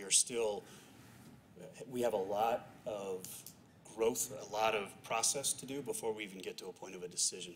So there's a lot of work to do still to have something like this come out and talk about where it's going to be located. So this happened. Obviously, this caused a lot of concern, rightfully so. If I was a citizen located, I would be a little bit concerned about this, thinking I didn't even get an opportunity to comment. And so we understand that angst that people have. We're very respectful of that. At the same time, unfortunately, and Public Works actually kind of mentioned this, they had some work being done at the well expansion. They had some survey work being done, as well as a crane that was working on the well house there. There were some folks that assumed that was the start of the surveying for the fire station. It was not. This is a completely separate project that's on its own timeline. And so they asked, can you make sure that we identify and separate this project that is a separate project from any kind of fire station discussion. And so, but this was going on, that added a little bit to the challenge. And I just wanted to mention this real quick, and I'm not looking for sympathy. So for 2 months I had planned to have 3 impacted wisdom teeth pulled out by an oral surgeon. That was Wednesday morning. And that's about the same time the mayor's office started getting a lot of concerns and emails. So Mayor, I just want to thank you for your team and responding back to those. I did text the mayor. I'm not even sure what I texted you, but I said, I'm on medication. I don't think I should reply. And so I appreciate your office taking the lead on that and covering us during that moment when I was not able to respond. But I am now. So where are we at today and what are our next steps? We are still very early on in this process. As you know, the budget was approved for October 1. October 2nd, we began the process of an RFQ for an architect. That is the first step in any kind of development moving forward. I mentioned the meeting with the architect coming up in 2 weeks. Ideally, we would have liked to have held public meetings with a local community where we're considering a fire station location. Once we had conceptual drawings done, it's a lot easier to have a conversation about what's it going to look like, is it going to be noisy, and to be able to have those conversations. Obviously, with the article coming out, we want to address concerns now and not wait for those drawings to come out and our normal process. So our goal and what we're going to do moving forward as a fire department is the second week of December. I don't have a date, time, or location specific yet. It will be communicated out. We will hold a community meeting with the residents of Bear Creek so we can talk and listen and certainly understand their concerns and hear through those concerns. I would have loved to have had drawings to talk about, but we can certainly talk about those concerns that they have ahead of our normal process. The other thing, and it's the work still to be done, and I think this is really important to understand. There's two options right now that we have for land and location. One is Bear Creek in the location we talked about. That location requires a rezone, even if the community were to say, you know what, we changed our mind, we love this idea, this still requires a rezone.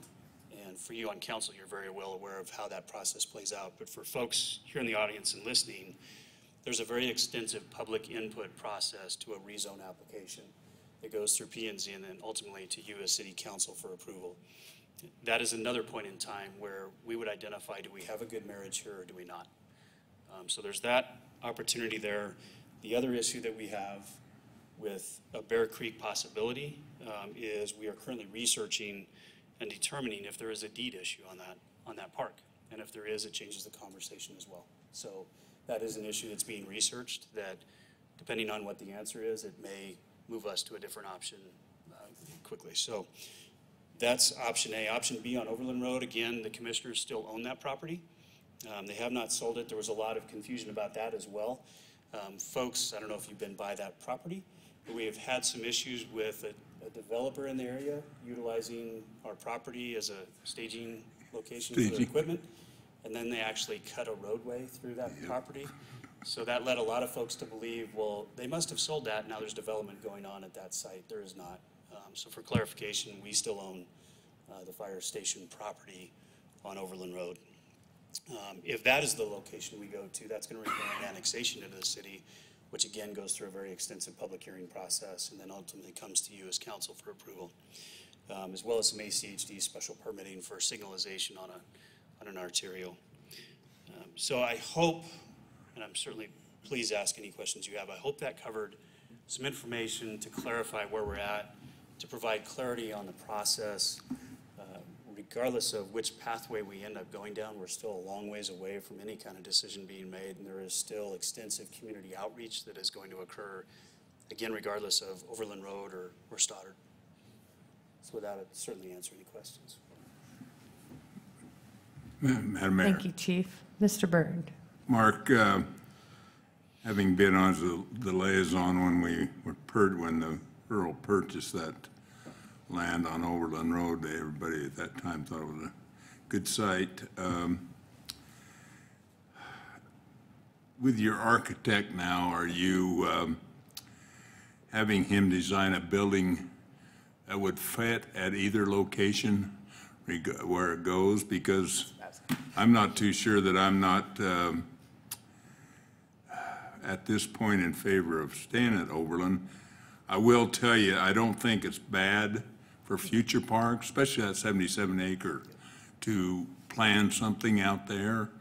In fact, there's a nice little 3.5-acre cutoff that would be perfect for a fire station from the deal. But I know the public's going to get to weigh in regardless of how we go. And I want to see it done right, and I know it will be done right. And Mark, I knew you were coming back, and I want to say this, bear with me. There's been nobody harder on the fire department than me. And it started with Kenny as chief, went right through Ron, and now you. But you know what? I respect and love every one of your men. And a lot of them I helped get their jobs early on. But anyway, if you would relay that to your department, that I'm sure there's a whole bunch of them glad to see me leaving. But I'll tell you what, they've got my respect. I thank you. Councilman Byrd, thank you very much. And I'll contradict you. There's a whole bunch of folks, especially the ones that have been around a long time, that know how dedicated you have been to this city and the fire department and youth athletics and everything else. And there's no glory in seeing you go. We would love to see you stick around a long time. Your wisdom and whether we battle on things or not, I think your wisdom is beyond gold. And so certainly there's a great appreciation. We have talked about you at our staff meetings to try and get these younger folks to understand the commitment level that you have given to this city and how you've helped move it forward. So we've been honored to be a part of you. Thank you, Mark. I appreciate that. I would like to get back to your question about station design and land location. We are doing just that. So we know the dimensions of the land available to us. We know the size of the building, basically the number of bays, all that kind of stuff that we are going to need for this station. That station will fit on either piece of ground, just depends on how you turn it and ingress and egress and all that. But to answer your question, we are identifying that for sure. Madam Mayor, follow up. Mark, one question, and I think I know the answer. We are building this station to receive a truck if needed. It'll have a potential in the future. Okay, for a that we truck. will have the bay for it. Yep. Okay. Yeah, we won't have one to start. We'll have an engine in there, but as the community grows, and I just heard about a 4-story apartment potentially, as the community grows, there probably is going to be, now hopefully it's long after I'm gone and the next chief can worry about that. And I think there was one other question you had and I just lost it. Oh, it is public record, so I can talk about this. You mentioned the partnership on the 77-acre park. The rural district is buying that 4-acre corner piece. That is public record. It's been publicized in the media. So that is a partnership that we will definitely look at in the future. Absolutely. Fantastic. Thank you. Okay, any other questions? I think the neighbors came up with some really good questions that through your presentation, it looks like you've been tracking those and trying to address them. And I believe there's some board members here that maybe after your presentation you can chat with. But we will be following up with those that had reached out as well as posting on Nextdoor. So those that didn't email have kind of some of the details that you've outlined, and that will be going out tomorrow, correct? Yes. Okay. Any other questions? Okay. Yeah, it was unfortunate. The article was definitely premature and I think caught us all unaware because, yeah, it hadn't come back and there's been no outline of the process. So now it gets out in front of you and you can get back, address it and lay out the roadmap to the how people can have a voice and be informed. And you said that the public meeting will be the second week. Second week of December. We'll be working on the date, time, and location. That announcement, I listened into Mike on his public outreach. I know that they said they would extend it out a mile. We certainly don't want to limit that public involvement process and to hear from folks. Certainly the folks in and around that direct area are affected, but we also want to hear from the folks in neighboring communities that this station will serve. So that process will be the second week of December. So you'll be reaching out to those areas around the Overland location as well? The first, yes. Okay. Yes, they're all kind of within the same mile perimeter. Yep. Okay, anything further? We appreciate your update, and I know they'll appreciate any further opportunity to ask their questions. I'm here for the long haul. Okay, thank you. And thank you for those that have come here for this particular item, and those that have tuned into the City Council workshop for this as well. Okay, under 7A, action items, we have a public hearing that was continued from a June 6th meeting regarding the 2017 UDC text amendment, and I'll turn this over to Caleb. Thank you, Madam Mayor, members of the council. Don't freak out, I'm not going to read all these code changes to you. So Oh, thank you. Unless you want me to. No, yeah, okay. I won't even ask council on that one. So, Madam Mayor, this item was continued from June 6th. Staff proposed changes just before that June 6th hearing to several different sections of the Unified Development Code, Title 11. Essentially, the three themes that are covered in the UDC text are differentiating between bars and drinking establishments and wineries and breweries and microbreweries, distilleries, and those types of things. That line kind of gets blurred with restaurants. So that's part of what you see in your packet tonight, but I'm not going to spend really any time on that. We covered that on the 6th. The only real question that arose about that, I believe it was Councilwoman Milam brought up a question about live music in some of the establishments like wine bars, and we had at that time proposed to put that as a prohibition in those, and we've removed that since. So that was the only thing really that you all had comments on June 6th, and I haven't received any other further public comment on, again, that theme, if you will, differentiating. The second major theme is surety and occupancy requirements. This is your permits out of order. It's actually the last thing in the packet. It's the very last section talking about, okay, as you go through the platting subdivision process, you get the city engineer's signature, you get building permits, you get occupancy. The way that's ordered in code was not chronological, so really all we've done is change it to the right order of this, then this, then this, not this, and really step two's down here, and then this step up here. So I'm not going to spend a whole lot of time unless you want to talk about that, but that's the very last section of the packet is talking about surety and occupancy and life safety types of things.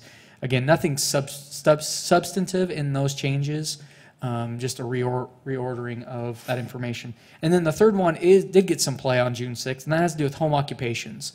So staff collaborated with other city departments. The legal staff's been busy. I think everybody that's gave presentations on their code has gave kudos to legal, and I will be no exception to that.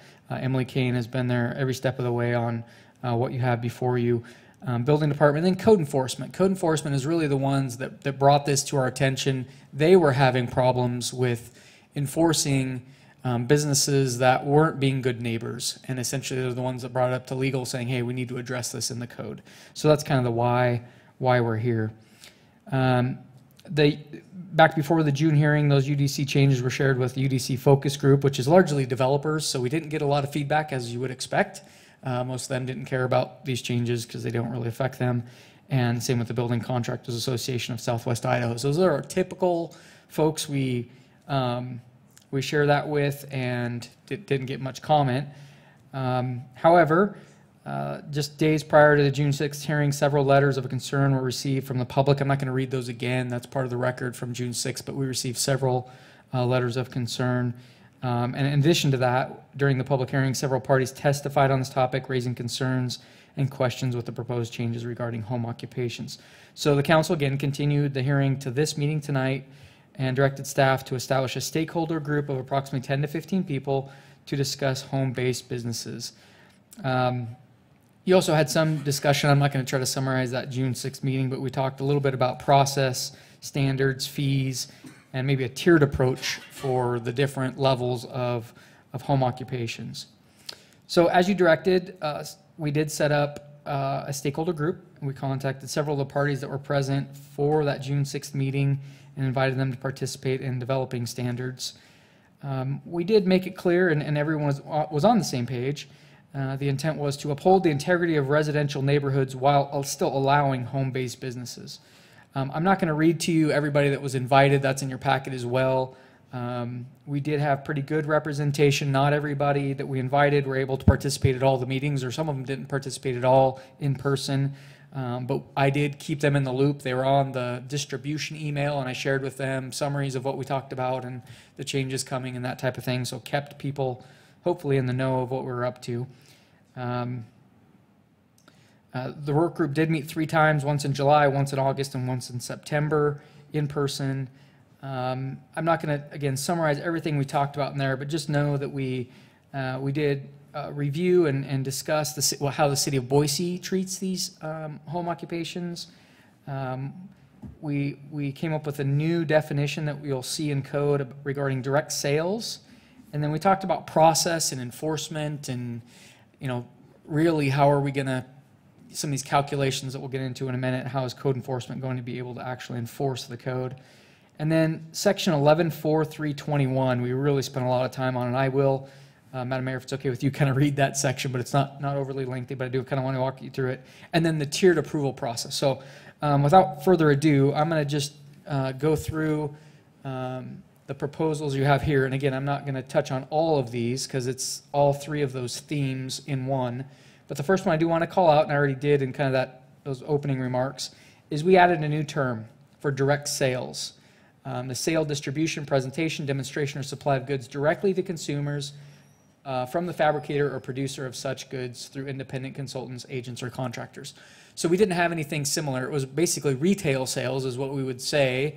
So now there's a differentiator between direct sales and retail sales. So I think that helps a lot in where we're going with this discussion. So I just wanted to highlight that one. Like I said, I'm not going to read all this, but if you read something on the screen you want to double back on or want me to explain, please feel free to interrupt, or and we can discuss it. We also added to the definition, the first one on here, we modified the term. We had home occupation already. We clarified that home occupation is an accessory use, and that's important because that clarifies that it's not a retail store. The primary use is as a dwelling. Someone is living there, but you can have as an accessory use a home occupation. So we clarified that even in the definition of what that is, home occupation, accessory use. So I think that also kind of helps and sets the stage. Retail sales, we already have definition of a retail store, but we added retail sales to again clarify the difference between this term and direct sales. And then in the allowed uses section, we clarified when an accessory use permit or an AUP or a certificate of zoning compliance, a CZC, is required for home occupations and non-residential accessory uses. So essentially what this says, the first section is, if you're building a home in a residential district, all you need is a building permit. You don't need to go through planning for anything. You did that when you got your plat done. So that's one. Two is, if you are going to operate a home occupation accessory use or a family daycare, you do need some approval from planning. You need to get this accessory use permit. And then three just talks about other permitted or non-residential accessory uses. So this just kind of, again, clarifies the process going forward. And then on to the next sheet. This again includes the new definition of direct sales. Here is one item, though, I do want to call to your attention, and we do have some folks that have commented on the draft that's out there right now. There was an error or a Scribner's error in this. This direct sales should have a 1 after it. As we'll talk about in section 11.4.321, direct sales is essentially the same as a type of home occupation accessory use. So the things that make you an accessory use home occupation, we also want to apply to direct sales. So a footnote number 1, meaning there's specific use standards that you need to comply with to be a direct salesperson. They're exactly the same as those that apply for any other home occupation, but there should be a little 1, a footnote here, that says you need to comply with those specific use standards. And again, I'll spend a little bit of time on those here in just a second. This is the same thing just for commercial districts. So the same, reads largely the same as it did here. This is just in the commercial districts. I'm going to, unless there's any questions on these, this is just again saying where you can do the various uses in the various zones. I didn't really have anything on this page to highlight, to call to your attention. And then traditional neighborhood districts.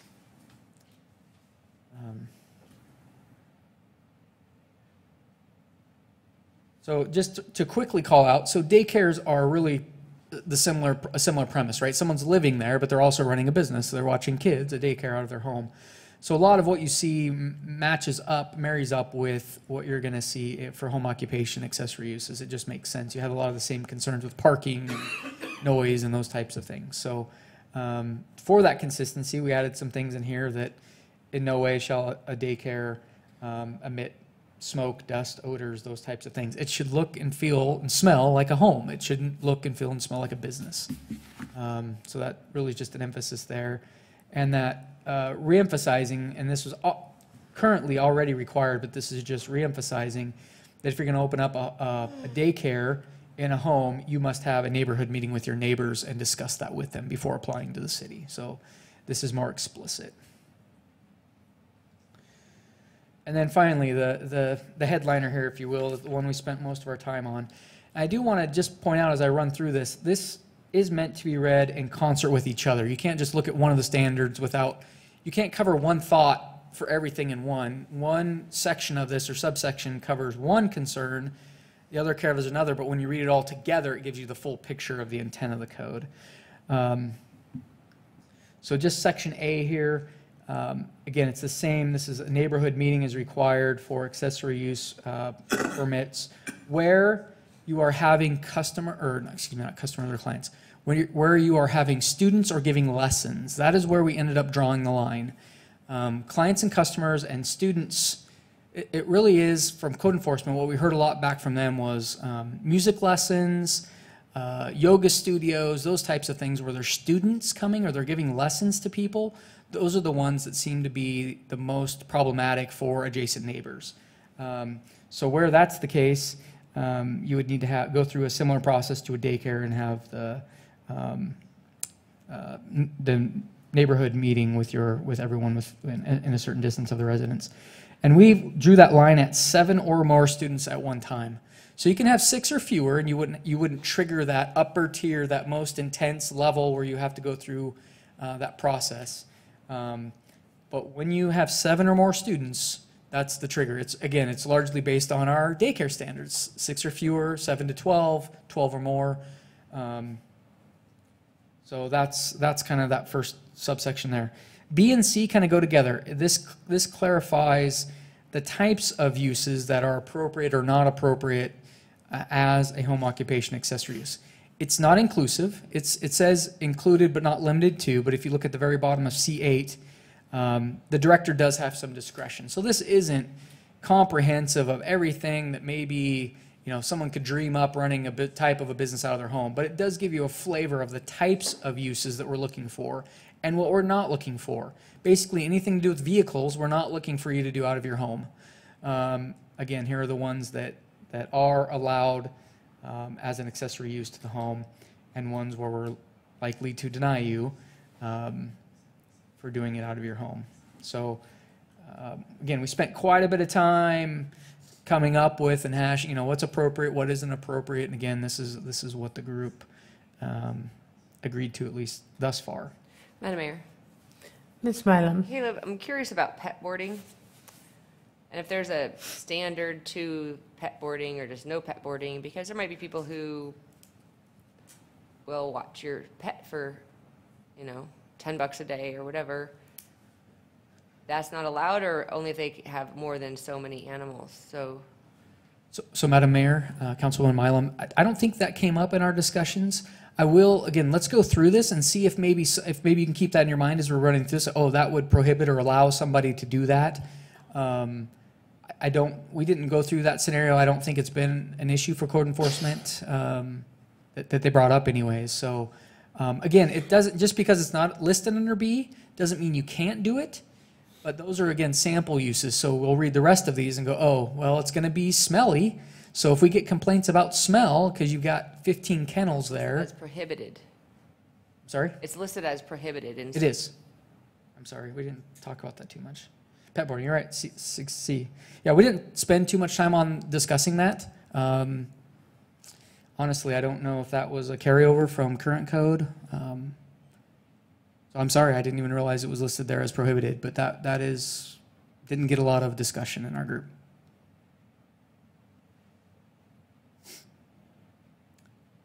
Anything else on kind of the first couple sections thus far? I'm going to move on then. D is pretty much the same. Again, it should still look like a house.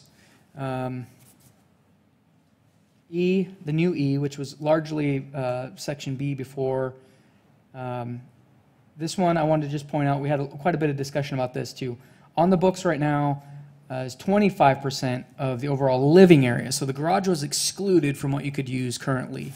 We landed on 10% of the overall dwelling. So the garage can be part of your business, but it's capped in the overall footprint, if you will, of your dwelling at 10% of that for your business. And again, we spent a lot of time, going through what that looks like, how we'd measure that, what happens if someone's at 11%, there's, and the garage definitely was a big part of that discussion. But again, what you see on the screen is what we all kind of agreed to try and see how it works.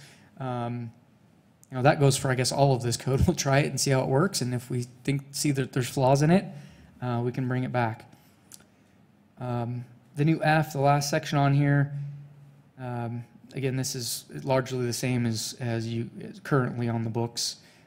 It does include any detached garage or detached accessory structure, just to clarify that they aren't part of where you can store your goods or operate a business out of.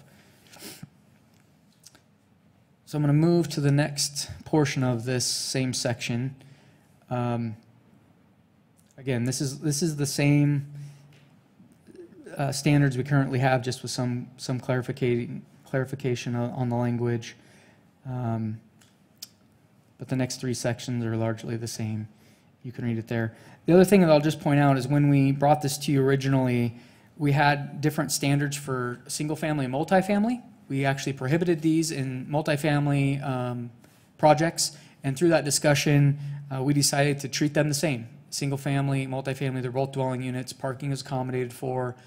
Shouldn't differentiate between where somebody, if they're an apartment, doesn't matter, home, same standards apply, but allowing home occupations out of both single-family and multifamily projects.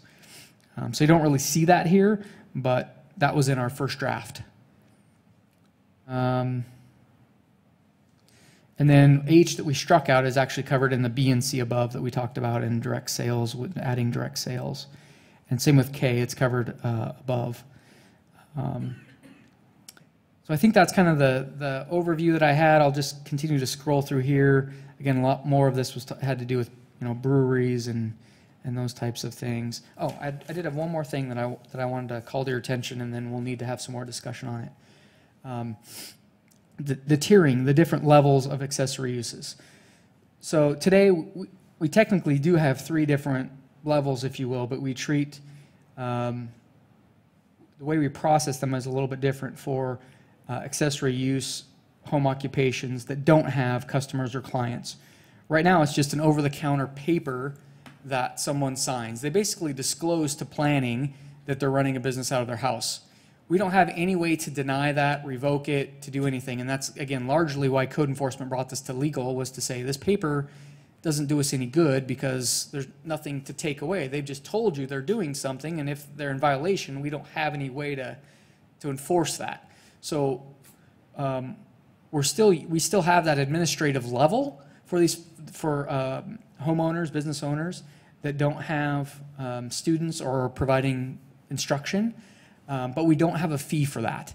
And so that's one of the things we'll need to talk about a little bit. Just as a point of reference, the daycares, accessory use daycares, and accessory use for home occupations with customers or clients, those are typically, we charge $160 right now, and we talked about this in June, which takes about 3 hours of staff time to walk somebody through that process. From when they walk in saying, hey, I want to do this, and sitting down with them and kind of walking them through that process, to writing the letters, to sending out notices through the clerk's office and those types of things. It's about 3 hours of staff time and some hard costs.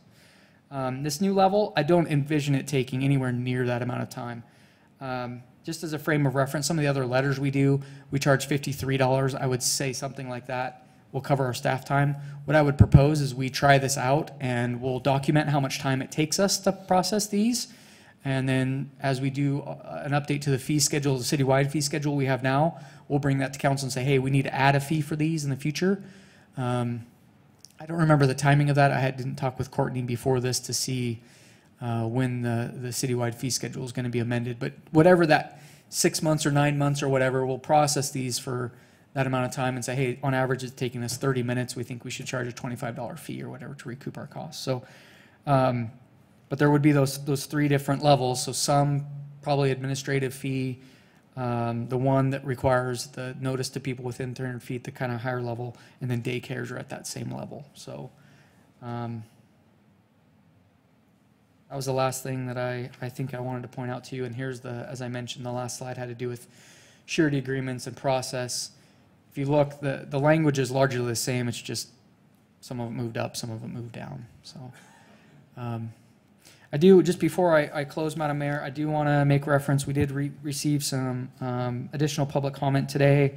The folks that I'm aware of, we did receive a petition from some homeowners in the Bear Creek subdivision on Hibernation Place with some concerns. That should be in your packet. I'm not going to run through that. There are some neighbors, some residents that signed up with concerns on that petition. We also received emails from, and I talked to Wendy Combs, who's the legal administrator for AIM companies out of Nampa. Talked to her last week or the week before, shared this information. We received a letter from her, and they are in favor of the proposed changes, particularly allowing direct sales in residential districts. And I got real similar emails. We received real similar emails from Chris Robertson, Joyce Jansen, and Sergio Fung, all with AIM companies. Eric Ritter and Carolyn Smith, two of our members, were here earlier, but I think they were here at 3 o'clock and we scared them away. So it's unfortunate, but I do, hopefully they listen to this. I do appreciate their involvement in this. We did, it's my understanding, the clerk said he received a letter, an email from Sensi's legal counsel supporting these changes as well. And again, Eric Ritter represents Sensi as well and was very faithful in attending this meeting. I don't know for sure if he's got any concerns, but he did not voice any of those to me, and we shared these several weeks ago asking for any comments that the working group had. So I assume, a big assumption there, but I assume that most people are satisfied with the changes here. So with that, Madam Mayor, I would stand for any questions you have. Oh, no, I wouldn't. One more thing, sorry. It's a continued public hearing. I'm not asking you to act tonight. We do want to allow people some more time to digest this. If you're so inclined, I mean, that's your prerogative, I guess. Staff would recommend your meeting next Tuesday there's a pretty high profile project on that. I think probably better off that first meeting in December.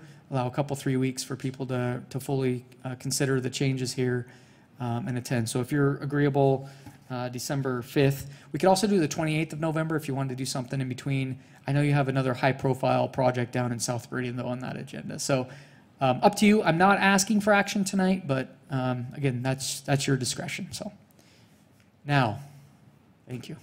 Are you sure? Pretty sure. Council, any questions? I have none. Okay, is there anyone signed up to testify? Madam Mayor, Caleb mentioned Eric Ritter had signed up in favor, not wishing to testify. Carolyn Smith also in favor, not wishing to testify. And Tab Compton in favor, not wishing to testify. That was all the signups. Is there anyone who wishes to comment on this item? Okay. Madam Mayor. Mr. Byrd. Seeing that no public wants to testify and the council evidently needs no deal, I move we close the public hearing on 2017-0044. Close the public hearing. I have a motion to close the public hearing. Do I have a second?